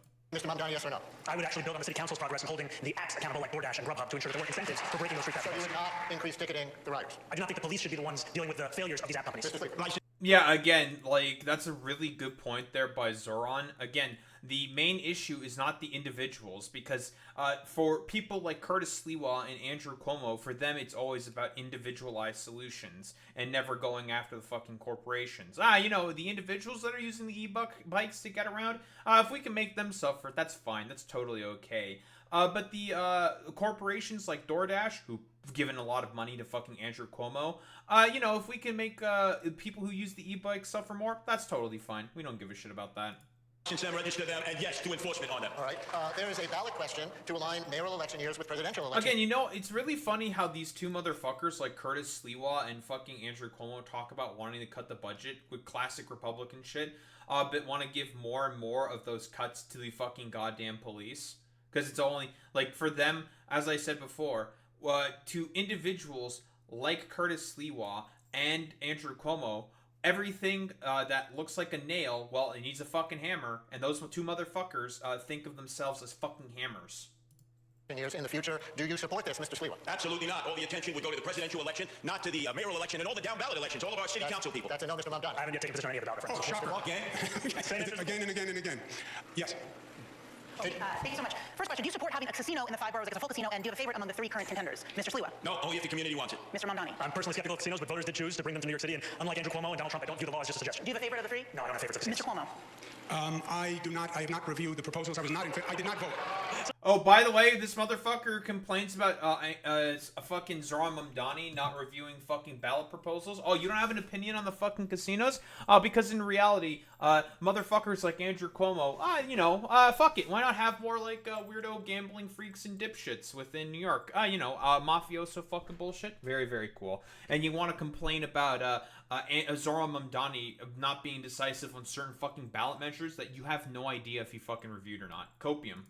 I did. I'm just to understand some facts. I did not vote to bring the casinos to New York City. I did casinos in upstate New York as economic development measures. I had no part of these 3 casinos, how they were done. I think it's highly problematic, and I think there's going to be a lot more to come. If this is a ranked choice, you and Zohran. Answer a straight question. if there was a ranked choice election, how would you vote, Mr. Mamdani? If there was a ranked choice election? In this, you have to rank these. Myself number 1 and Curtis number 2. Mr. Sliwa. Oh, please don't be glazing me here, Zohran. Are you kidding? That's funny. Mr. Sliwa, do you want to I support ranked choice voting, but I only vote for myself. Mr. Cuomo? I love that Zohran and Curtis take it idea. I don't know, I'm just enamored with it. I would just rank myself. Would any of you accept Mayor Adams' endorsement? Mr. Mamdani? No. Mr. Cuomo? Yes, I would. Mr. Sliwa? Absolutely not. Put that crook in jail where he belongs. And final, a fun one. Be careful, be careful. What is your favorite live music venue in New York City, Mr. Sliwa? Oh, chain smokers. EDM. Under the K Bridge, I presume. That's right, the Kosciuszko Bridge. Mr. Mamdani? Forest Hill Stadium. Mr. Cuomo? Under the Kosciuszko Bridge. Have you seen a show Under the K Bridge? Who'd you see? No, I picked up my daughters at a show. That's as close as I got. Okay, it's time for the cross-examination round. That's where His daughter saw a show and he didn't see a fucking show. That's so fucking funny. I just have to fucking say this real fucking quick. Yeah, of course he didn't see the fucking goddamn show because he doesn't live in the fucking goddamn city. It's like, oh yeah, my daughter saw the show. I never saw any of that stuff. Yeah, under the fucking K Bridge. That's so fucking funny. Because he doesn't live in the fucking city. He lives in the suburbs. He's a fucking outsider. where each candidate gets a chance to ask one question of one rival. The order was selected at random. We're going to begin with Curtis Sliwa. Zohran, you talk about free, free, free. But we know that somebody's got to pay for it, and that's you, the taxpayers. And that's going to lead to bankruptcy. The only reason that Zohran is on the stage is because of the failed Governor Cuomo, who was rejected by the Democrats in the primary, and rejected by 13 women who charged you with sexual harassment. Do you ever know that no means no? You know what no means? Your question is Mr. Cuomo. Who's your question? It's bifurcated, right? No, you know, you can't. Who's your question? It's Mr. Cuomo. Okay. Your response, Mr. Cuomo. I'm not sure what the man said. Yeah, I'm a little confused as well. Listen, Zohran Mamdani won the primary because he campaigned really, really well. He ran a good fucking campaign. Even fucking Andrew Cuomo self-admitted to that as well. And he pushed out, like, people who never would vote before to come out to vote for his campaign. Like, that's what he did. Like, what the fuck are you talking about? But the situation, my legal situation, as we discussed before, was fully litigated. I was dropped from the cases. If anyone has a legal situation to talk about, I think it's Mr. Sliwa, who runs the Guardian Angels, and apparently has a charitable donation, but never filed any tax returns for the Guardian Angels, and has been accepting charitable donations, which is just a crime and tax fraud. So I think that's the person who I was explaining to do. Okay, your turn to ask the question, Mr. Cuomo. To Zohran, I believe, as we've stated, that you have been a divisive force in New York, and I believe that's toxic energy for New York. It's with the Jewish community. That is incredibly rich coming from you, motherfucker. Zohran is the fucking toxic one. Dude, you are the same motherfucker who is consistently as petty as possible when dealing with anyone who decides to actively snub him. AOC has fucking talked about this. Fucking every single New York Assembly person has talked about this. Literally everyone in fucking New York politics is talking about how you are a toxic, incredibly fucking petty, manipulative little fucking asshole if he doesn't get his fucking way. Nice fucking goddamn meme. It's with the Italian-American community when you give the Columbus statue the finger. It's with the Sunni Muslims when you say decriminalize. Oh yeah, dude. What the fuck are you talking about? Well, the Italians are so fucking upset about the, I don't know, Zohran Mamdani going like this, the fucking goddamn Columbus statue. Get the fuck out of here with this bullshit. Nah, you're just okay with Christopher Columbus just like raping, pillaging, and murdering indigenous peoples in the fucking goddamn Caribbean. That's what you're okay with. Prostitution, which is haram. It's the Hindus. But then you take a picture. Like, again, this is like schizophrenic nonsense from this motherfucker. With Rebecca Kadaga, Deputy Prime Minister of Uganda. You take a picture with your father. You're smiling. He's smiling. She's known as Rebecca Gay Killer Kadaga. You're a citizen of Uganda. You took the picture. You said you didn't know who she was. It turns out you did. How do you not renounce your citizenship or demand BDS against Uganda for imprisoning people who are gay just by their sexual... Jesus Christ. Like, oh man, Uganda, bro? Why are you talking about BDS for Uganda? What the fuck are you talking about, you fucking weirdo? Hello? What is fucking Uganda? Everyone knows that fucking Uganda has not been able to develop a proper sort of like a civil rights movement because of the scramble of Africa and the byproducts of European colonialism. What are you fucking talking about? Yeah, he's also a US fucking citizen. What is he going to do about Ugandan fucking affairs? Like, what are you saying? This is the most fucking schizophrenic nonsense that I've ever heard from this stupid Islamophobic racist dumbfuck. Orientation. Isn't that a basic violation of human rights? My politics is consistent, and my politics is built on a belief in human rights for all people, and that extends to queer and trans New Yorkers, and it extends to queer and trans Ugandans. And had I known that the first deputy minister was the architect of that legislation, I would not have taken that photo. And yet I also know that this constant attempt to smear and slander me is an attempt to also distract from the fact that, unlike myself, you do not actually have a platform or a set of policies to protect those same New Yorkers here. All you have are the insults that you have lobbed at every single opportunity you have. Okay, that's it. Cross-examination is just a question and answer. Your turn to ask a question. Mr. Cuomo, in 2021, 13 different women who worked in your administration credibly accused you of sexual harassment. Since then, you have spent more than $20 million in taxpayer funds to defend yourself, all while describing these allegations as entirely political. You have even gone so far as to legally go after these women. One of those women, Charlotte Bennett, is here in the audience this evening. You sought to access her private gynecological records. This is a really good tactic, because this is the exact same shit that Trump did, specifically against Hillary Clinton, taking some of the accusers of Bill Clinton and putting them right in the fucking front row. This is an excellent fucking goddamn tactic to put some fucking heat on this fucking philanderer over here. She cannot speak up for herself because you lodged a defamation case against her. I, however, can speak. What do you say to the 13 women that you sexually harassed? If you want to be in government, then you have to be serious and mature. That's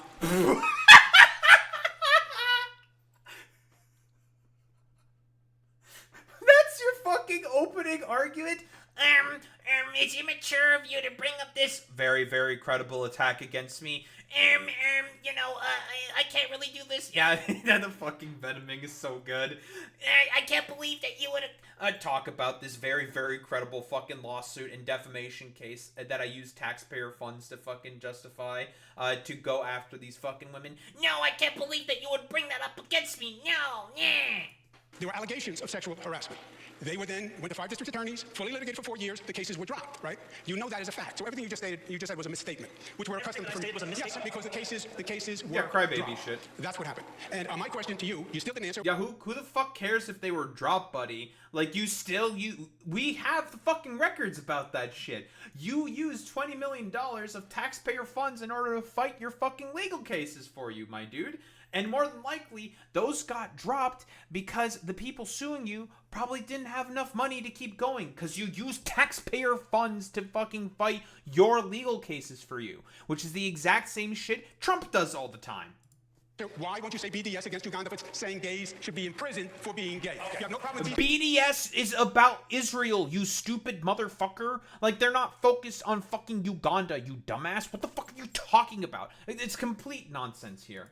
BDS against Israel, or no BDS for Uganda. This is just one question, one answer. BDS for fucking Uganda. What kind of fucking stupid whataboutism is this? It's complete fucking nonsense. Like, it's a fucking stupid whataboutism to bring up BDS for fucking goddamn Uganda, not talking about its quality for queer people. Again, byproduct of European colonialism, and they have not had the sort of foundation to build a proper sort of civil society because, again, Europeans fucked with them, little bro. I know that you don't understand history, but, Christopher Columbus as well also was responsible for killing a bunch of people. I mean, it's fucking stupid. Like, I wonder why a lot of these sort of, like, island nations and nations in Africa are third world fucking shitholes.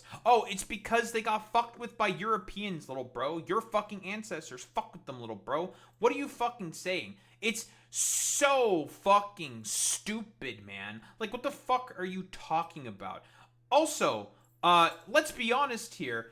Israel is also extremely fucking anti-queer. You can't have marriages between queer people in fucking Israel. You can have civil unions. Yeah, sure. Civil unions is not fucking marriage. It's not the fucking same thing. You have to marry outside the fucking country in order to have a queer marriage be, I don't know, like, not fucked with in Israel. It's so fucking stupid, man. All heard it. Thank you very much, candidates. Right. Our next topic is education. The next mayor will oversee the largest school system in the United States, as you know, with roughly 900,000 students, thousands of schools, and billions of dollars in budget. We have an education question for each of you. Mr. Mamdani, you said you would give up mayoral control of schools and share decision-making with various stakeholders. But in the last debate, you said you're still for mayoral accountability for educational outcomes. This has confused some people about how you can give up final authority but still hold yourself accountable. Can you try to clarify that?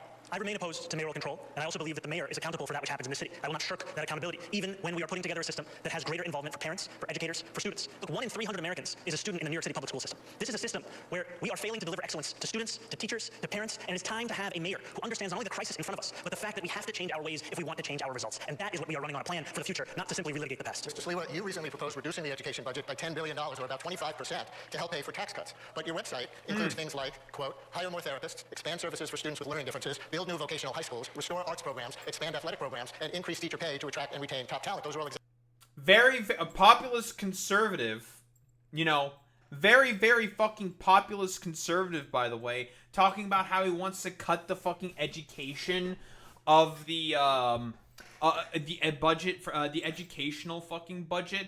And also wants to fucking increase a bunch of its programs and its elective fucking services and having more therapists and shit like that. Yeah, totally. Yeah, you definitely want to fucking increase that stuff.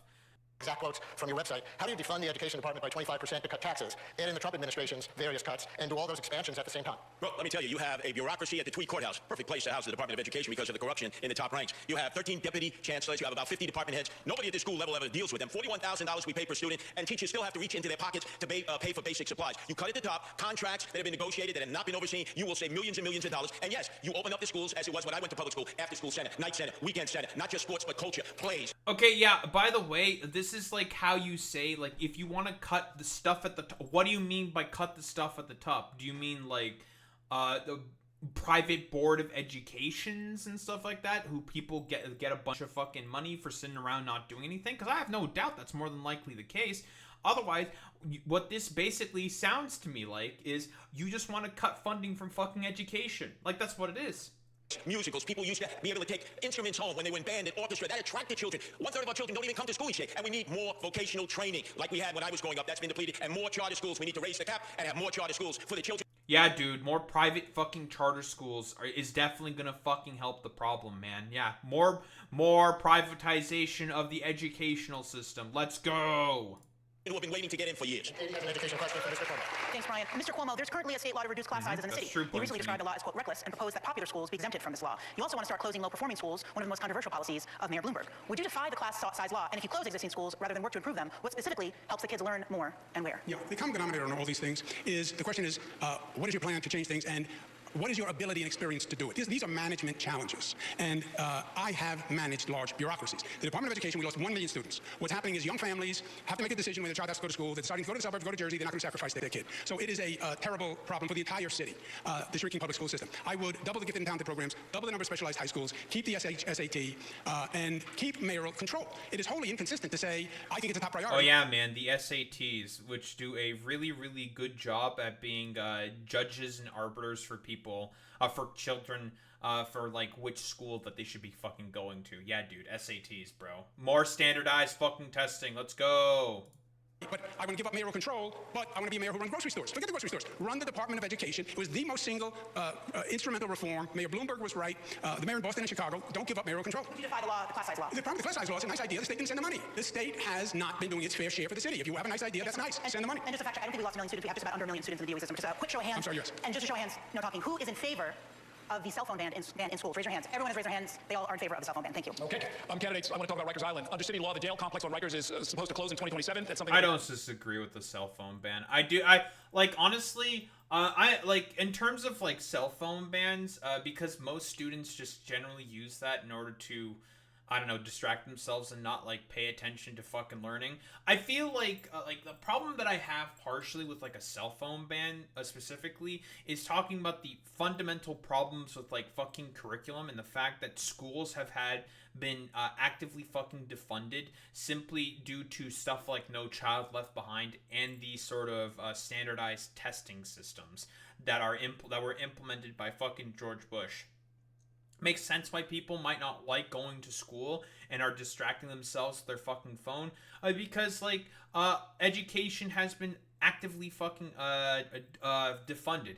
Yeah, TikTok distraction is the final boss of getting kids to pay attention. Yeah, exactly. So that's why I'm like kind of 50-50 on like a cell phone ban. I don't think it's a bad idea per se to just ban the phones outright, but we also have to fucking talk about the main issues of the fact that education has been as actively defunded in the United States for decades at this point. The next mayor is going to have to navigate. The population, however, has only gone up. It's surpassing 7,000 detainees, and a judge this year put Rikers on a path toward federal receivership. So here's the question. As mayor, will you commit to the closure of Rikers Island as required? And if not, what is your alternative plan? We'll start with you, Mr. Sliwa. Number one, the architect for the closing of Rikers Island is on the stage. That's former Governor Andrew Cuomo. He was the first, and his apprentice is Zohran Mamdani. No, you keep Rikers Island open. There are 7 functioning buildings, 3 others that need to be rehabbed. You can move those who have mental health issues and give them the treatment they need as long as they're detained on Rikers Island. Some people do a year of time if they're given that in the courts. Yeah, but isn't Rikers Island like popularity amongst New Yorkers really, really fucking low? Like, nobody likes Rikers Island because it's an abusive fucking shitty fucking prison. To be shipped upstate. So there are a variety of inmates. We have allocated $8 billion for 4 community jails. The price tag is now up to $16 billion and will only house 4,000 of the 7,000. Guess what? We keep the inmates on Rikers Island and we turn those 4 units in the neighborhoods into affordable housing that we've all been clamoring for. What about the law that requires the closing? Oh, you go into court. You fight.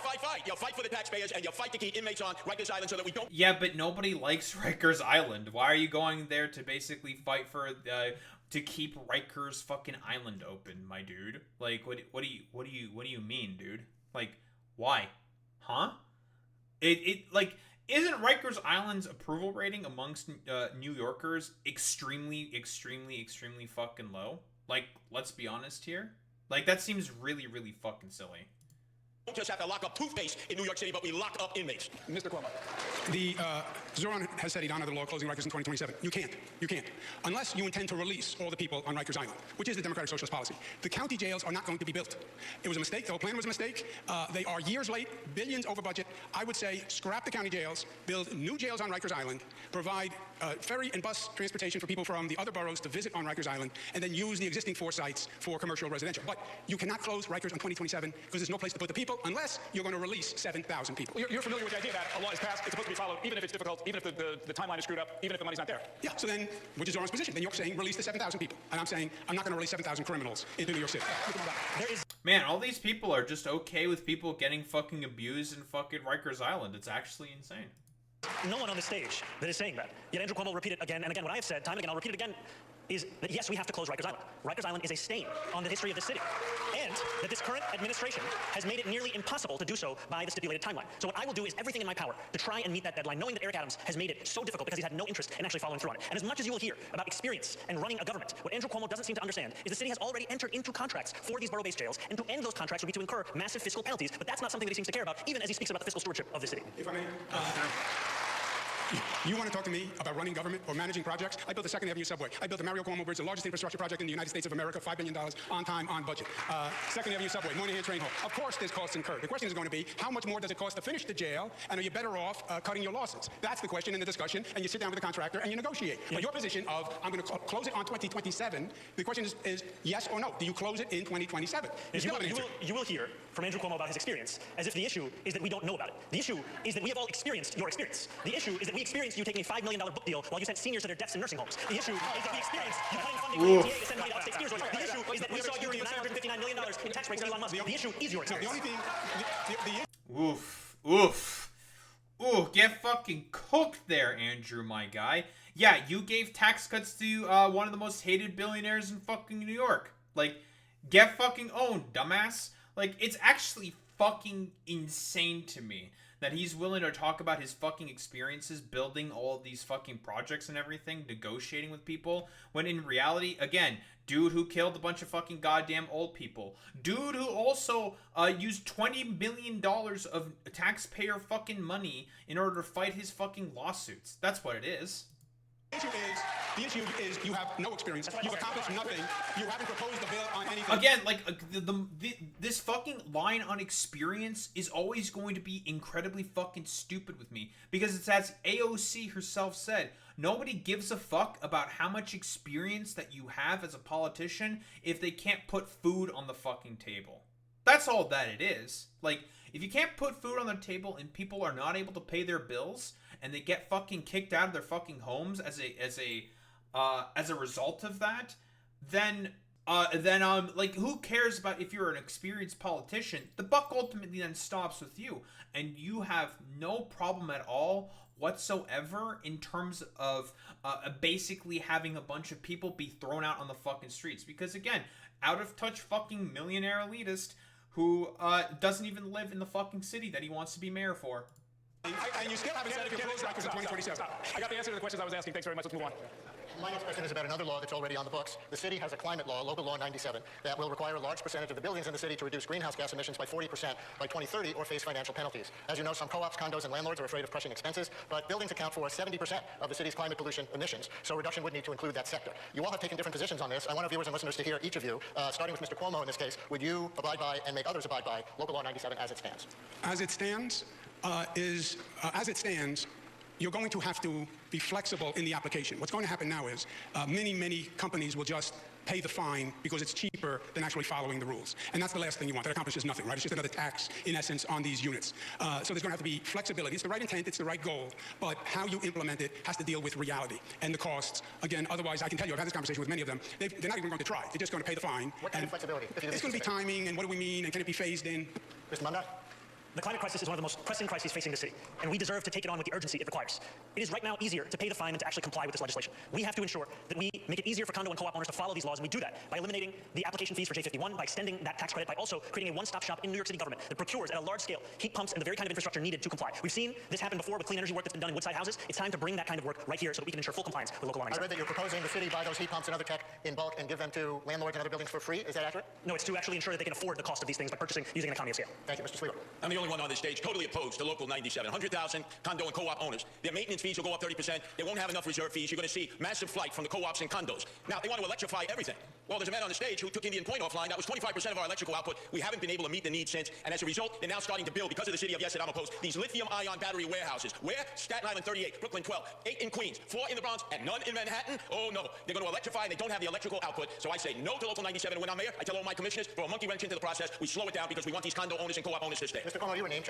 Yeah, dude, because, like, this, like, stupid, weird, like, schizophrenic, like, conspiracy theory that, lithium-ion batteries in, like, Curtis Sliwa's mind, causes, like, radiation poisoning or some shit. Like, bro, what the fuck are you talking about? Like, you want to actually meet some of the fucking, need, like, in terms of what is needed for New Yorkers in terms of, like, their electrical bills, you need to have a bunch of fucking projects to build a bunch of shit, my dude. Like, it's not as simple as just, like, oh, you know, we just gotta cut everything, keep cutting a bunch of different projects and whatnot, and, well, you know, bibbity bobbity flibbity flobbity, like, whatever. We need to have all the people just stay in order to, not have their electrical needs be met. Fuck it, who cares? Check on Indian Point. I think that was. Indian Point was a danger. It was the nuclear power plant most closely located to the densest population. There was no nuclear plant on the globe that close to a city. There were 20 million people in what was called the kill zone. Before I became Attorney General, there had been a number of lawsuits to stop it. What we did is we brought cables down from upstate New York, down the Hudson River. We have nuclear upstate in rural areas to bring that nuclear power down the cables, and then on that basis substitute for Indian Point power. Yes or no? Electricity rates are too high to pay because of you, Andrew. Just yes or no? Would any of you support new nuclear power plants to help bring down the rising cost of utilities in New York State? Just yes or no, Mr. Sliwa? Upstate, they're already starting, yes. Mr. Mamdani? I think it's something worth exploring. Mr. Cuomo? Is that a yes? Yeah. Oh, yes. Katie? That is what I think it is something worth exploring means, Andrew. Like, yeah. It's like, yeah, it's like, yeah, we can definitely do that. Sure, fuck it. Like, nice meme. Move on now to the economy. Ms. Mamdani, you're proposing to raise the city's minimum wage to $30 an hour by 2030. How would you get the state legislature to go along with your plan? And do you think it's realistic to feel that a small business owner would have to pay every employee this amount, especially when the city currently doesn't mandate that figure for its own public employees? And I have several questions for Mr. Sliwa and Mr. Cuomo. So this would be something where the city would have to start doing so as well, because any law that we want New Yorkers to follow the city should be following itself. And the reason that we put forward $30 by 2030 is that that's the minimum that a New Yorker needs to be paid to be able to afford to live in the city. And what we are looking at right now is the possibility of the place that we know and love becoming a museum of where working class people used to be able to live. Our proposal that we put forward would be phased in over a longer period of time for small business owners to ensure that they could deal with this. And it's also one that we are confident we would be able to accomplish because of the fact that we are seeing from New Yorkers time and time again, the absence of it is pushing them to live in Jersey City, to live in Pennsylvania, to live in Connecticut. Because if I recall correctly, the current minimum wage within New York is $15 an hour. That is mandated for federal workers in New York and for anyone that's working in the private sector. Again, in terms of like small businesses, it would have to just depend. Like that's a very, very sort of case-by-case basis that gets assessed.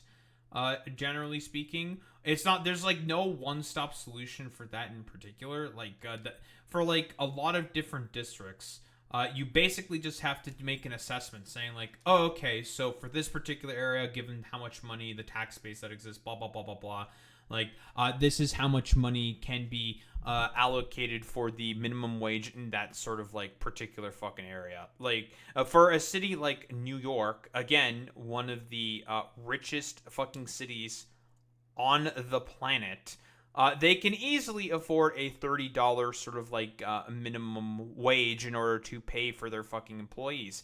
Because again, if small businesses are going to have a problem paying that fucking minimum wage, since they know that more people are able to get more money and paid more, they can raise their fucking prices to cover their fucking business costs.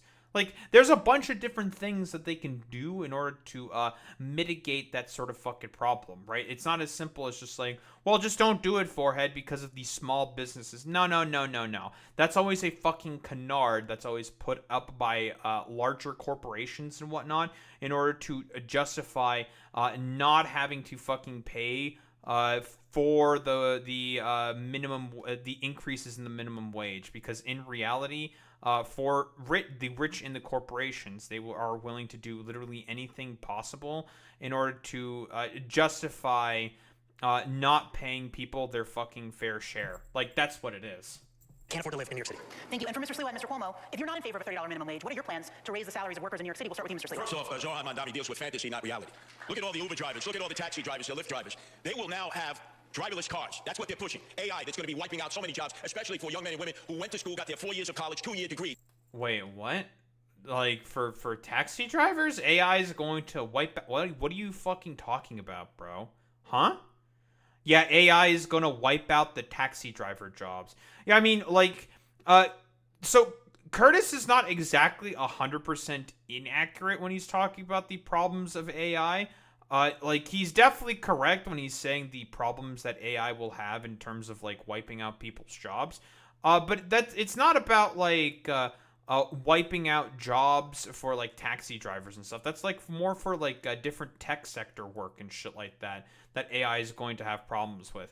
And the reason why that's the case is because of, poor fucking regulations in particular. That's the main issue. It's poor regulations, and I don't know if, like, is Curtis Sliwa going to put forth, like, legislation that is needed to stop stuff like that from affecting the jobs of fucking New Yorkers? I don't really know about that one, to be honest. Like, I mean, if it doesn't involve getting the cops involved, well, I don't think, like, Curtis Sliwa really shows much potential interest in that in particular, I'll be honest. And they're making $155,000, and then they get wiped out. You know what the corporate sector is going to do. They're going to bring in robotics. Zohran, stop dealing with fantasy and start dealing with reality. You're pushing businesses out because you want to tax them. I'm the only one here who wants to cut the corporate taxes, the income tax, the property tax we can cut in order to keep business here. But if you raise the minimum... Dude, we're going to have more, like, trickle down. I mean, this guy's favorite president, by the way, was Ronald Reagan, right? So, dude, if we just do more trickle down economics, bros... even that, like, stupid proposal that when Art Laffer fucking said that stuff got him laughed out of the room, like, instantaneously, and continues to get fucking laughed out of the room. It's like, dude, like, it's not gonna work. It's already been proven to not work. Dude, if we just keep cutting taxes for the corporations and the rich, you know, they'll totally not want to leave New York, and they'll definitely pay more money for that. We don't need to regulate the corporations at all whatsoever, little bros. Yeah, okay, dude, whatever. Wage too high, they're going to end up going in a different direction, and they're not going to hire workers. It's going to be robots and driverless cars and AI, and I'm opposed to that. Thank you, Mr. Cuomo. Yeah, I have to agree with Curtis. Zohran does have socialist theory colliding with practical reality. I went through this. We raised the minimum wage to the highest in the United States of America. New York set the bar. We set it at $15. Every other state said, that's crazy when we did it.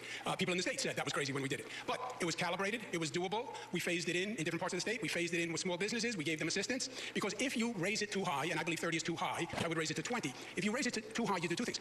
People lose their jobs. You bankrupt businesses. You're talking about basically doubling payroll.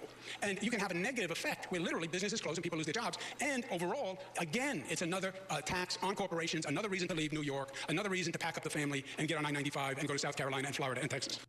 What the fuck are you Yeah, raising the minimum wage is going to be the reason why a bunch of fucking families in New York are going to start leaving the fucking state. What are you fucking saying, you dumbass? No, your fucking means-tested, stupid LARP cope shit fucking policies are going to be the main reasons for as to why New Yorkers are going to start leaving the fucking city. Like, what the fuck are you talking about? Yeah, it's complete fucking nonsense, bro. All right.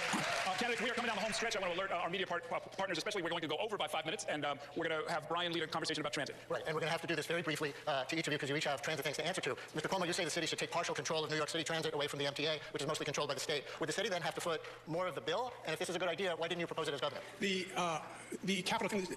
First of all, New York City owns the New York City Transit Authority, not the MTA. It leases the trains and subways to the MTA. And then the question is the division of responsibility. New York City does the safety along with the MTA. The problem the MTA is having is the capital construction projects. It has been an ongoing problem. I came in, I took over Moynihan and finished it. I came in and took over Second Avenue Subway, the L train tunnel. The capital construction projects are way overdue. Would it fall more on the city to pay? I would say no. There is a budget set. My only point is the MTA, which is a labyrinth bureaucracy set up by Rockefeller, which should have never been done in the first place. It's an overwhelming task for the greatest managers, and I hired both of them. But let the city manage the capital construction from the MTA budget. Mr. Mamdani. Again, this rings rather hollow from Andrew Cuomo because this is the same motherfucker who diverted a bunch of MTA funds for his own fucking personal projects and shit like that. Again, shit like this rings rather hollow from him. Make your case briefly for your proposal for free buses for everybody, even those who can afford to pay. First, I'll just say that one of the most celebrated leaders of New York City Transit was Andy Byford, who had such a terrible experience working under Andrew Cuomo that he would rather work under Donald Trump right now. The proposal that we have put forward addresses the fact that today, in the wealthiest city in the wealthiest country in the history of the world, 1 in 5 New Yorkers cannot afford the bus fare. It would cost $700 million a year to make the slowest buses in the country fast and free. And by doing so, we would generate more than double in economic revenue for New Yorkers across the city. It would be something that would reduce assaults on bus drivers, it would increase ridership on those buses, and it would actually have environmental impacts, as fewer New Yorkers would drive their own car. And by the way, as a New York Assembly member, hey, Andrew Cuomo, pay attention to this. He made some of those fucking lines free. As New York Assembly member, Zohran Mamdani, he made those lines free. And this is what he's basing it off of. The assaults on those fucking bus drivers went down by about 38%. It increased the amount of fucking foot traffic to those fucking goddamn buses. People started using the bus, started using fucking public transit, and it reduced congestion in those fucking areas. Shocker, it turns out if you actually make public transit good and affordable, people are going to start using it, and it always moves a significant higher volume of people than people in their dumbass little fucking 2-ton metal boxes. Like Curtis Sliwa wants to have more and more of those on the fucking goddamn streets of New York. Not to mention all the pollution that makes in terms of noise pollution. You want to talk about fucking noise complaints that happens and all those 311 calls that a lot of New Yorkers make about noise? It's because of cars on the fucking street and just the amount of cars that fucking exist. So again, like if we want to talk about reducing noise, reducing more pollution, and just generally making a better, more livable fucking city environment, you reduce the amount of cars that are currently on the street. Or take a taxi and would instead get on the bus. And I know all this because I delivered it as a state assembly member who won the first free buses in New York City's history. And Mr. Sliwa, your website, according to my reading, has a section on transit safety, but nothing on transit service. Do you have any core proposals for improving it? Oh, sure. First off, Zohran, I get a good belly laugh. Zohran. Oh, all right. I'll keep practicing. I got you. I get a good belly laugh every time I hear you say free fare in the subways. Half the people don't pay anyway. How about fair enforcement? I'm the only one who says we have all kinds of fare programs for the indigent and the poor. But if you don't pay your fare, there needs to be enforcement. And by the way, I've taken the subway almost. So this is very funny. Again, like this isn't. We're talking about transit policy, not putting more cops in the fucking subway, Curtis. Man, this guy just loves putting cops everywhere. It's like, you know, we gotta have more cops. Cops here, cops there, cops everywhere. If we just keep putting in some more cops, totally, it's gonna fix all the problems with transit, with every fucking issue that's currently happening in New York. If we just keep putting cops, more cops, everything's gonna be fine. Every day of my life since I was 5. The worst time was the summer of 2017, the summer of hell, Andrew Cuomo, when you were running the subway system as the head of the MTA. I don't trust you with anything to do with that. How would you make it better? Oh, very simply. Everybody pays their fare, enforcement, more cops in the subway system, and by the way... Dude, if you keep paying the fares that nobody can fucking afford or want to fucking afford. Again, the reason why no one is paying their fares, Curtis, is because no one can fucking afford to pay the fares, Curtis. So reducing the fares by investing in the fucking public transportation system so then they don't have to charge as much in terms of fares will make it such that people are not going to start shirking responsibility in terms of paying their fares. Just he's just not even answering the question. It's hilarious. We can get more people to voluntarily actually sponsor their subway system, stations, clean it up, and beautify them, and add some life so the community has input into the subway that they have to go through the sleaze and slime all the time. All right, candidates, we've got just a couple of minutes. Let's have another quick lightning round where each candidate will answer my questions with a quick response, usually yes or no. Name one person you'd like to see run for president in 2028, Mr. Sliwa. Wow, in 2028. Man, I'm dealing right now with 2025. Mr. Mamdani. My only focus is on November. Mr. Cuomo. Haven't thought it through. Okay.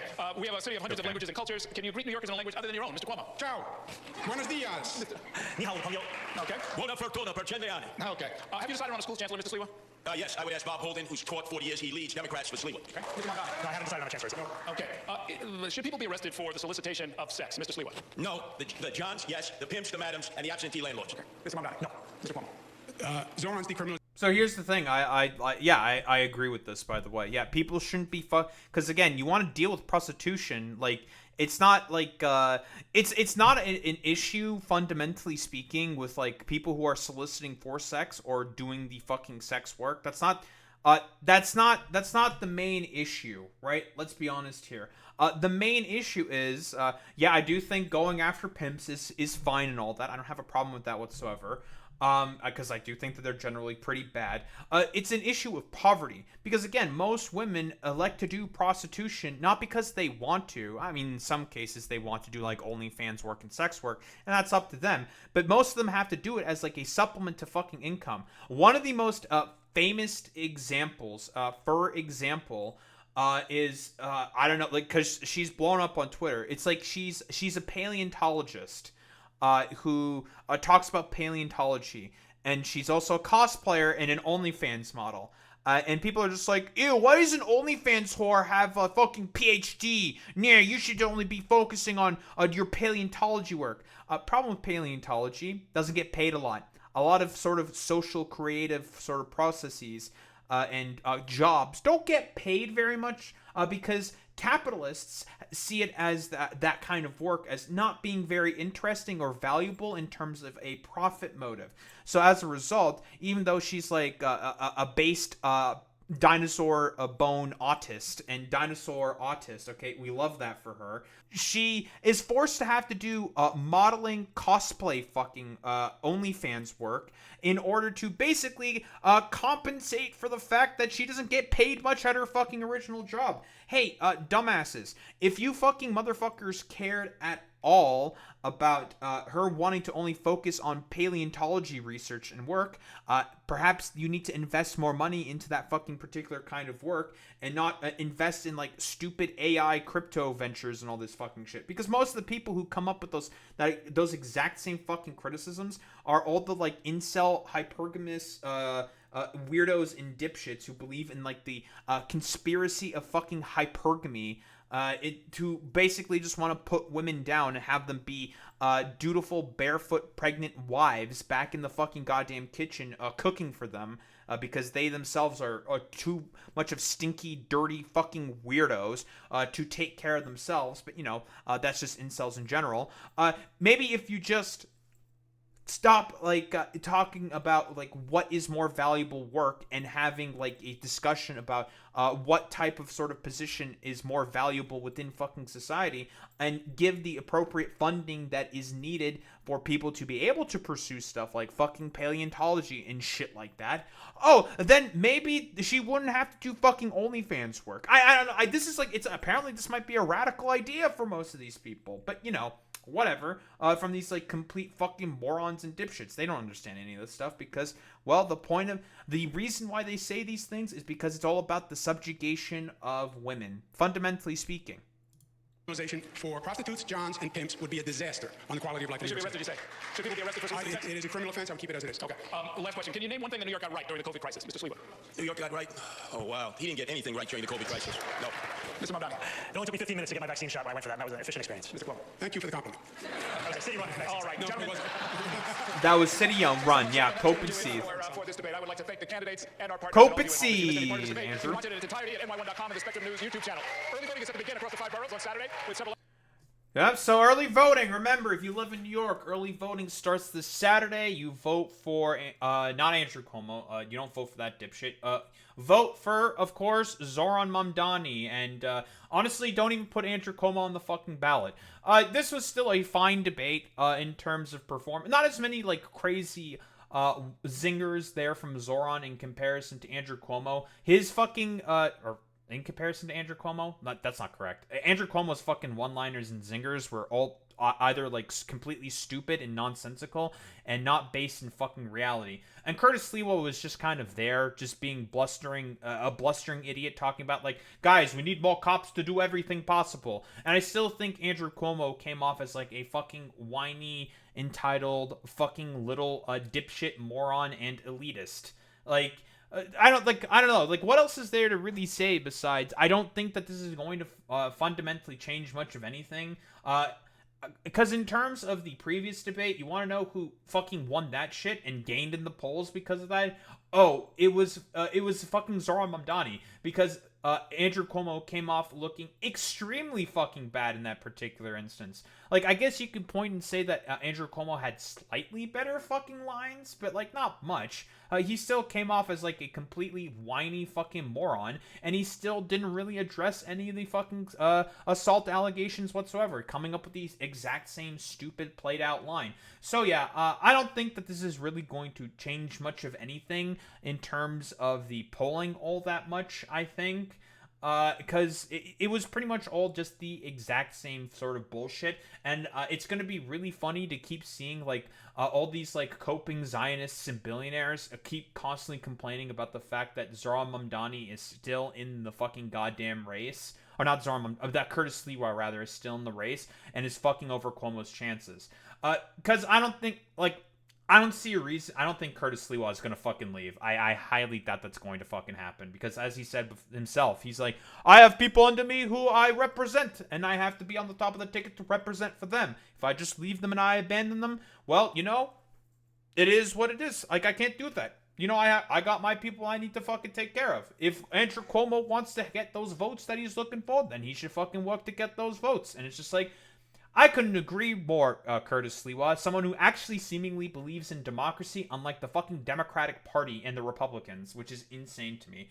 But yeah, I still think, like, Zohran probably still has this in the fucking bag. Like, unless something crazy fucking happens in particular, with, like, I don't know, some really crazy expose into Zohran Mamdani, then, like, that's the only thing that can happen, like, some crazy fucking scandal. But if that happened, they would have already been, that would have already been plastered all over social media and the fucking news. So I don't think it's gonna fucking happen. I still think that this is probably going to be more or less a lock for fucking Zohran Mamdani. I still think he's probably going to be the mayor of New York City. I don't see that changing anytime soon.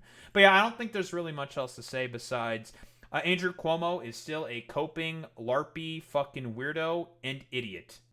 Oh, and yeah, and before I forget to mention, I remember Hakeem Jeffries said he was floating the idea of wanting to endorse Zohran Mamdani. A little too fucking late for that one there, buddy. Let's be quite honest here. Don't think that's going to make much of a fucking difference. What? Like, if you just endorse Zohran Mamdani right now, Hakeem Jeffries, that's just basically signaling to other people. It's like, oh, now you want to fucking endorse him? This is a rather desperate case for you to try to save your floundering fucking approval rating, you fucking moron and dipshit, after staying silent for so fucking long. Because, of course, like, like, he's just doing that because, of the fact that nobody fucking likes him and his approval rating is tanking, and he has a fucking challenger in, I think, Chi Ose, I think that's his name, in his district for New York. So he might be a little afraid about the fact there might be a progressive fucking challenger, and that's the only reason why he might endorse Zohran Mamdani. So yeah, again, like, I don't see this as making much of a difference at all in terms of the polling.